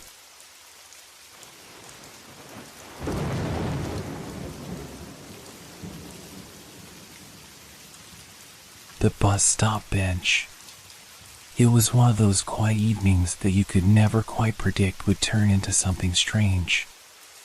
The kind of evening where everything seems too still, as though the world itself is holding its breath. I had been driving a route through the rural area of Oregon for years, making my usual rounds. Nothing ever seemed out of the ordinary. Same quiet roads. Same quiet stops. But something had been gnawing at me recently, and it was hard to shake the feeling. Every evening, as I approached the bus stop by the old forest, I saw her. A young woman, standing alone at the edge of the woods, waiting. Or at least, that's how it appeared at first. She was always wearing a white dress, her long hair blowing in the wind. At first, I thought maybe she was just someone who lived nearby, someone waiting for a late bus. But there was something wrong about it, something that made me uneasy. She would always be there, standing perfectly still, just before I would arrive. The oddest part, though, was that as I got closer to the stop, she would be gone. Not even a figure in the distance. Just gone. Like she had disappeared into thin air. I tried to convince myself it was nothing. Just the mind playing tricks in the dim light of evening. The mind can do strange things when you're alone, driving through dark, quiet roads. I wasn't a superstitious person, but it felt wrong. On the night it happened again, I was more prepared. I didn't want to feel foolish, but the chill creeping down my spine was undeniable. As I turned onto the road near the bus stop, I told myself this time would be different. I would see her clearly. Maybe I'd even stop. Make sure she was real. But then, just as I neared the stop, the familiar figure appeared, standing motionless in the growing darkness. Her white dress almost seemed to glow against the darkened backdrop of the forest. I slowed the bus down, my heart picking up speed. I was determined this time to look closely. No more assumptions. No more letting my mind run wild. The stop came into full view, and I could see her clearly now. Her long, dark hair tossed in the wind, her face turned away from the road. She was standing just beyond the metal bench, as if waiting for something or someone. I was only a few seconds away from stopping when something strange happened. A sharp sound cracked through the silence, a sound I couldn't place. It didn't come from the bus, nor did it come from the road. It was like something moving in the trees. The wind shifted abruptly, the rustling turning into something more deliberate. Something large. My grip tightened on the wheel as I scanned the area again. But when I looked back toward the bus stop, she was gone. Just like that. I knew I hadn't imagined it.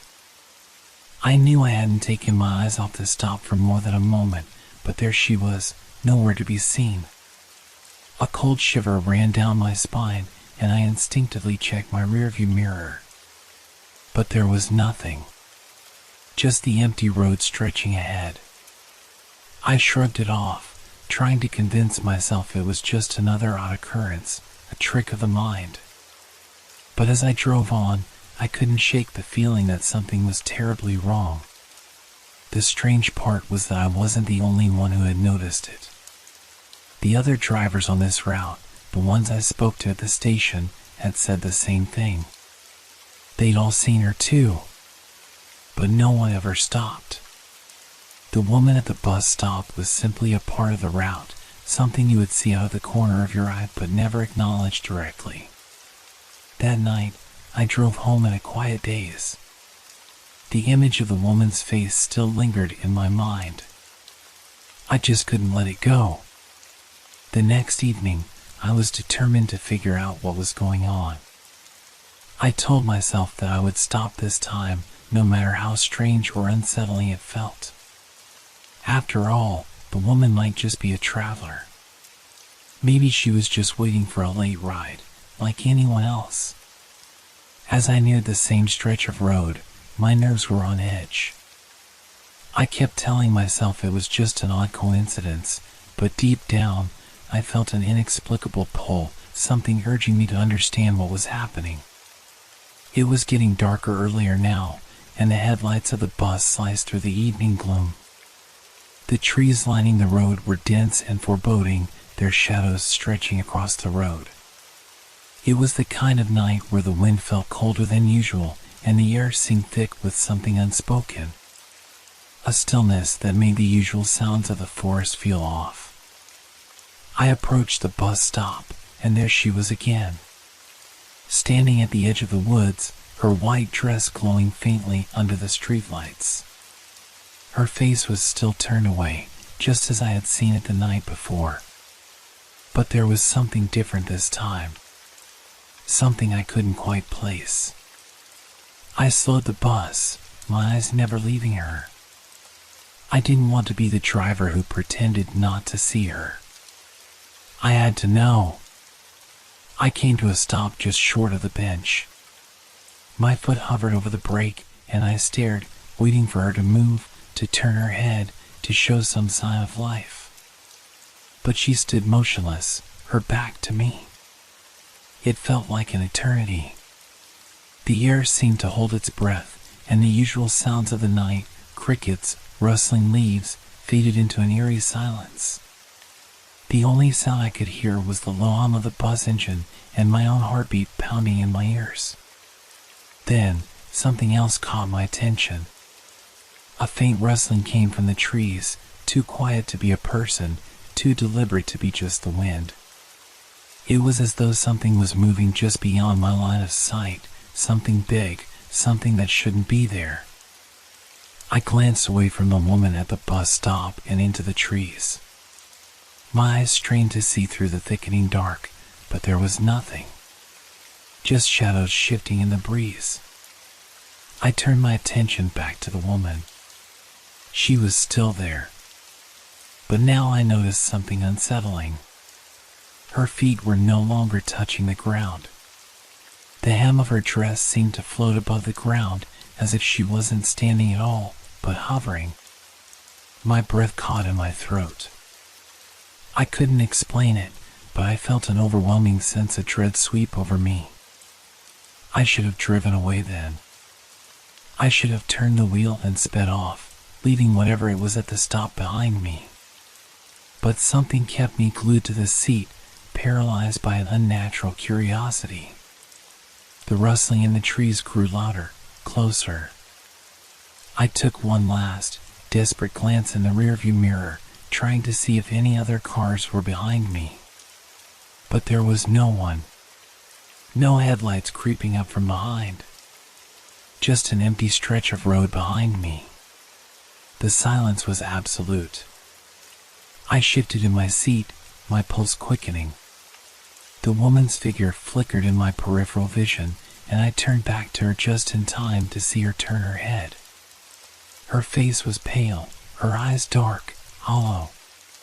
She looked directly at me, but it wasn't a look of recognition of a fellow human. It was as if she could see straight through me, her eyes empty and endless. I couldn't breathe.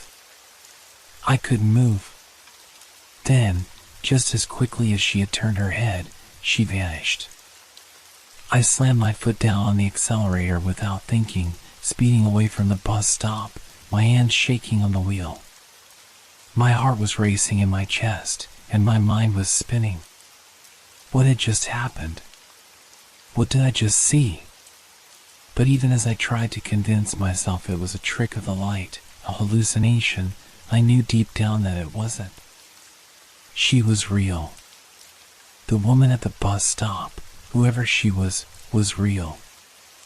And she wasn't the only thing hiding in the shadows of that forest. As I drove further, the weight of what had just happened settled heavily on me. The encounter felt too real, too vivid.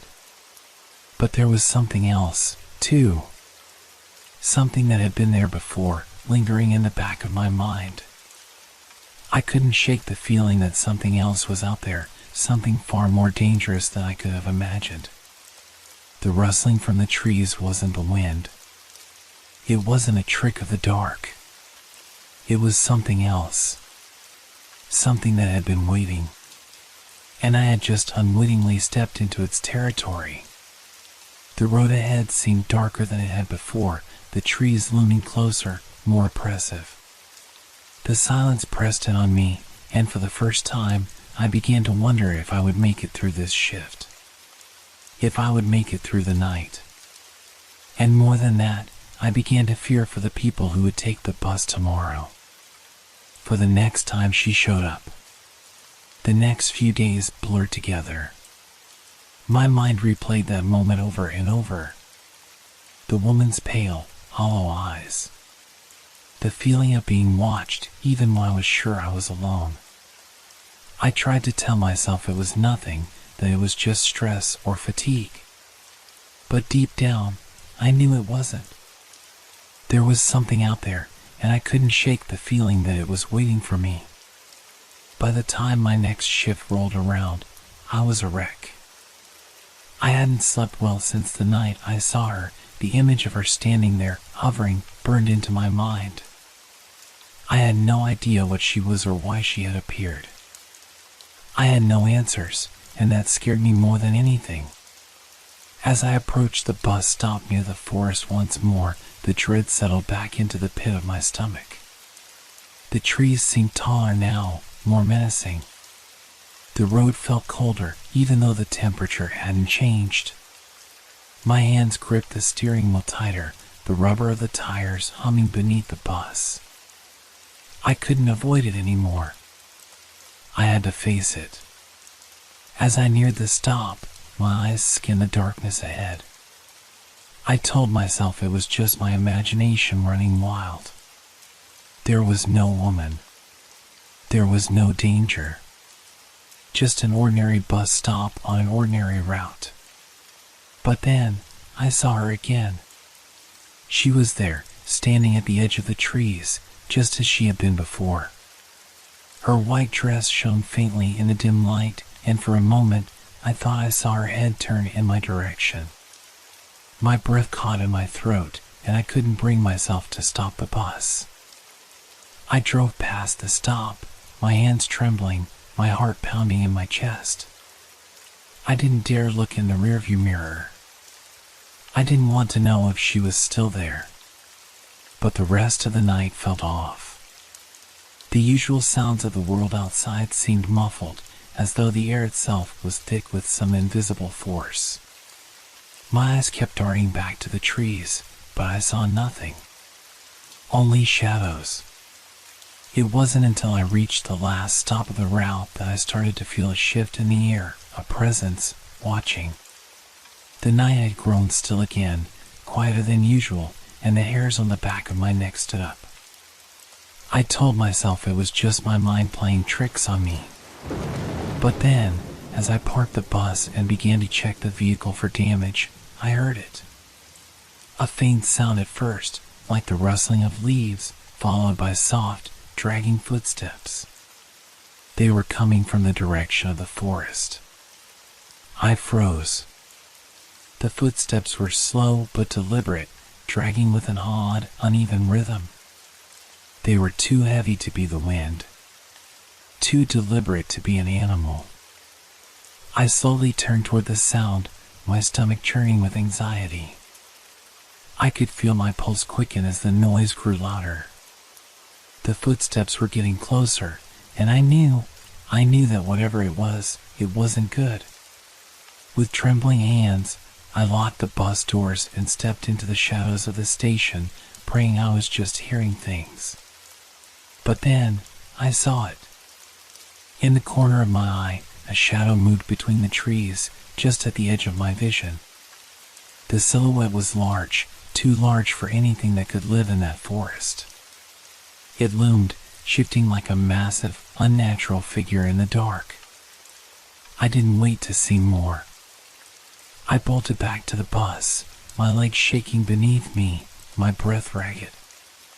The doors slammed shut, and I started the engine without hesitation, speeding off, the rearview mirror showing only emptiness in the direction of the forest. The feeling of being pursued, of something chasing me, gnawed at my mind. I didn't dare look behind me. I just focused on the road ahead, my grip on the wood tight enough to hurt. The road seemed endless, and no matter how fast I drove, I felt the weight of whatever was in the trees closing in. But when I reached the main road, I allowed myself to breathe. The forest had fallen behind me. I was safe.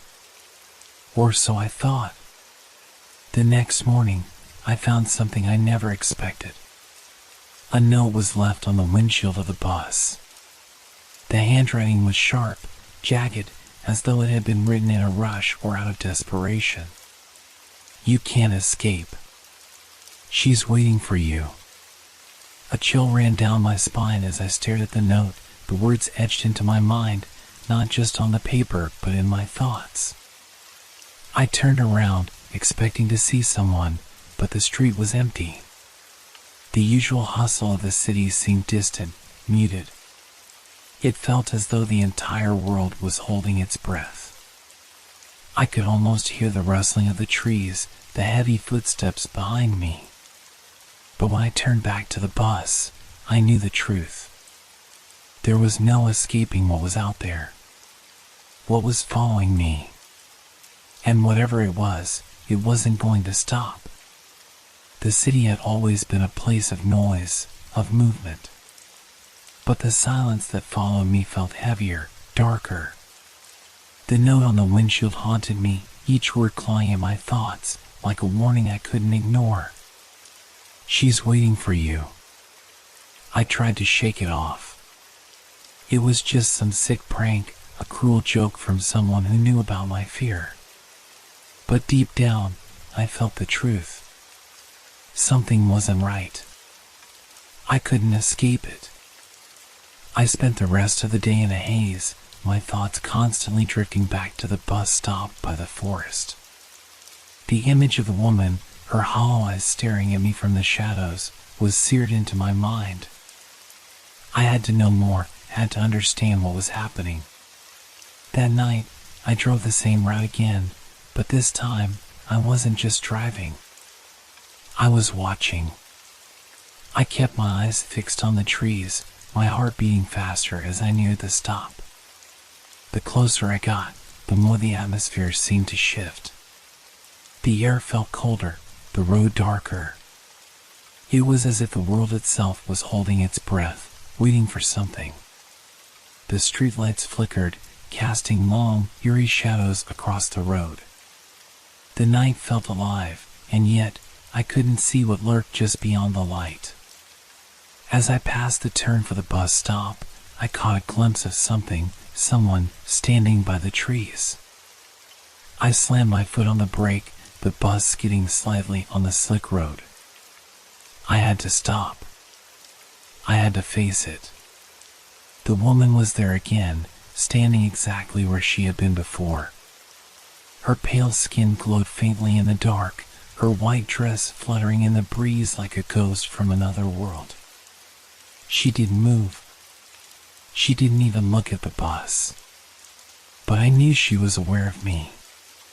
My breath caught in my throat. This time, I couldn't look away. My mind raced, trying to find an explanation, any reason for this madness. But there was no logical answer. No scientific reasoning. This wasn't a hallucination. It was real. I could feel the weight of her gaze, even though she hadn't turned her head. It was as though she was watching me from the depths of the forest, her presence pressing down on me, suffocating me. Without thinking, I opened the door of the bus. The wind rushed in, carrying with it the smell of damp earth and something metallic, like blood. The footsteps from earlier still echoed in my mind, and I could swear I heard them now, faint but unmistakable. I stepped off the bus, my heart pounding in my chest. The air was thick with tension, and the sound of my own breathing felt too loud, too desperate. Every instinct told me to run, but my legs were frozen. Then I heard a voice. It was soft at first, a whisper that barely reached my ears. "Help me." I spun around, my eyes scanning the shadows. The voice came from behind me, from the darkness near the bus stop. The woman was still there, standing motionless, but that voice, came from somewhere else. My stomach turned as the voice whispered again. "Please. I can't leave." I tried to speak, to ask her what she meant, but the words stuck in my throat. I could feel the pressure building around me, as though the very air was thickening. And then I heard it again, the dragging footsteps. They were closer now. Much closer. I turned to run, my breath ragged, my mind screaming at me to get back to the bus. But something was wrong. The footsteps were behind me. They were in front of me. A shadow loomed ahead, tall and unnatural, moving swiftly through the trees. It was larger than any creature I had ever seen. My heart skipped a beat as the shape became clearer, a grotesque, misshapen figure with long, gangly arms and glowing eyes that shone like lanterns in the night. I froze. The figure stepped closer, and I could feel the ground shake beneath my feet. I stumbled back, my legs unable to carry me fast enough. The air was thick with an overwhelming stench, rotting, decaying, something that made my stomach churn. The figure moved with unsettling speed, its limbs jerking unnaturally, as though it was moving in ways no human body should. And then, I saw it, its face. Twisted, contorted, with eyes that seemed to burn with malice, like two pits of fire. I turned, my pulse racing, and ran back to the bus as fast as my legs would carry me. But I wasn't fast enough. I felt something cold brush against my shoulder, like fingers, icy and sharp. I screamed, but the sound was swallowed by the night. The bus was too far now, and the creature was right behind me. I could feel its breath on the back of my neck, and I knew it wasn't going to stop. In a final, desperate attempt, I reached the door of the bus, but as I grabbed the handle, the world around me seemed to blur. The shadow towered over me, its eyes now mere inches from my face. I could hear the voice again, that whispering voice, louder now. "Help me. I can't leave without you." I didn't think. I pulled the door open with all my strength, stumbling inside the bus, and slammed it shut just as the creature lunged. The bus rattled as the creature thudded against it, its claws scraping along the metal. But I was safe, at least, for now. I didn't move.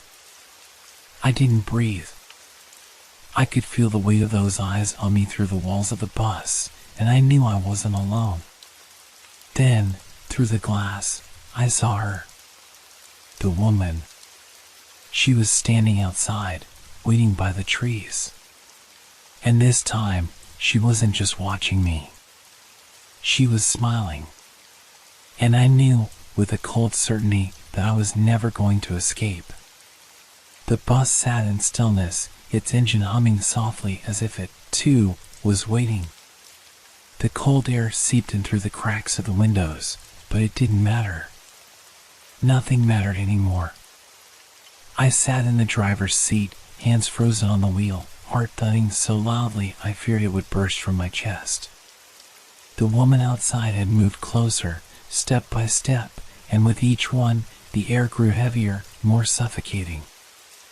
I tried to convince myself this was just a nightmare. A bad, twisted dream. But the shadows outside the bus were real. The scratches on the metal from the creature's claws were real. The fear that had settled deep in my bones was all too real. I wanted to drive away, to speed off into the night, but I couldn't. My body wouldn't move. The woman was standing just outside the bus now, staring directly at me, her eyes hollow and unblinking. The smile on her face stretched unnaturally wide, her lips cracking at the corners. "Help me."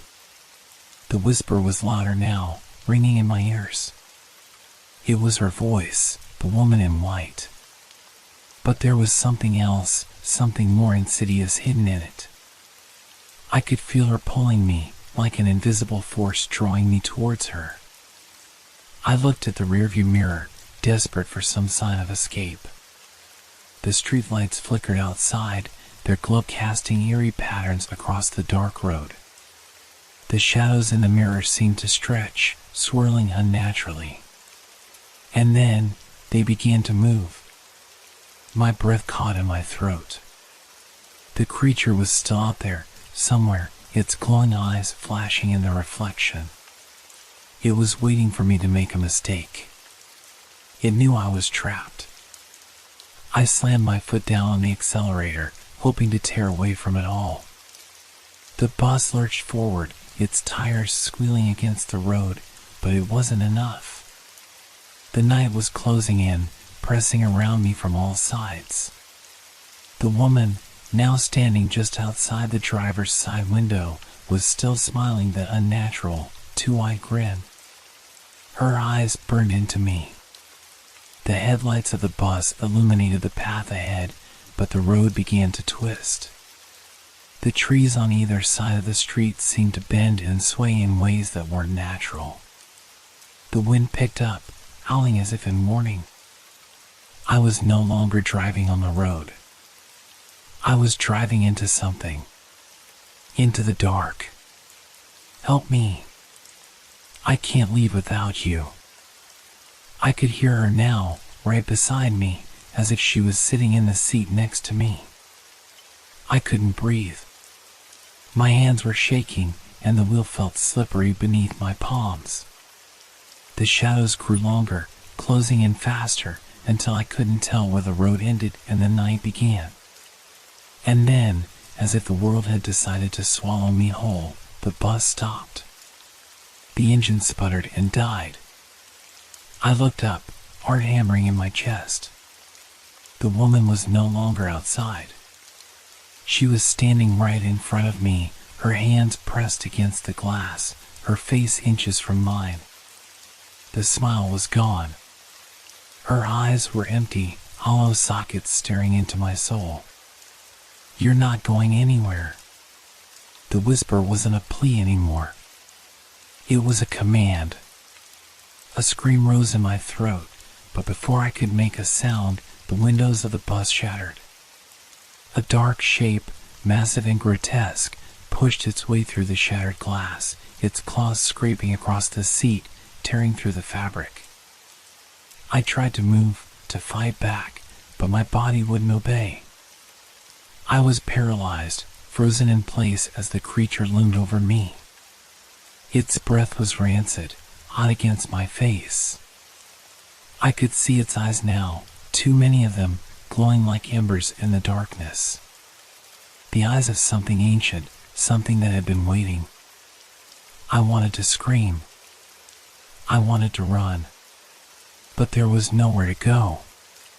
The creature's jaws opened wide, its mouth stretching far beyond what should have been possible, and I felt its cold breath on my skin as it leaned in. The last thing I saw was the woman's eyes, unblinking, watching me as the darkness swallowed me whole.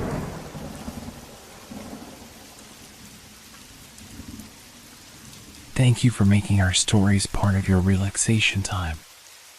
We hope they brought you a sense of peace and transported you to a world of fantasy and mystery. If you enjoyed the stories, feel free to leave us a review. Your feedback inspires us and helps us make the content even better. Now, unwind to the calming sounds of rain and thunderstorms, which will continue to set a tranquil mood. Let these sounds carry you gently into the realm of dreams. Don't forget to like our page if you haven't yet. Wishing you a restful night's sleep. Relax, rest well, and good night.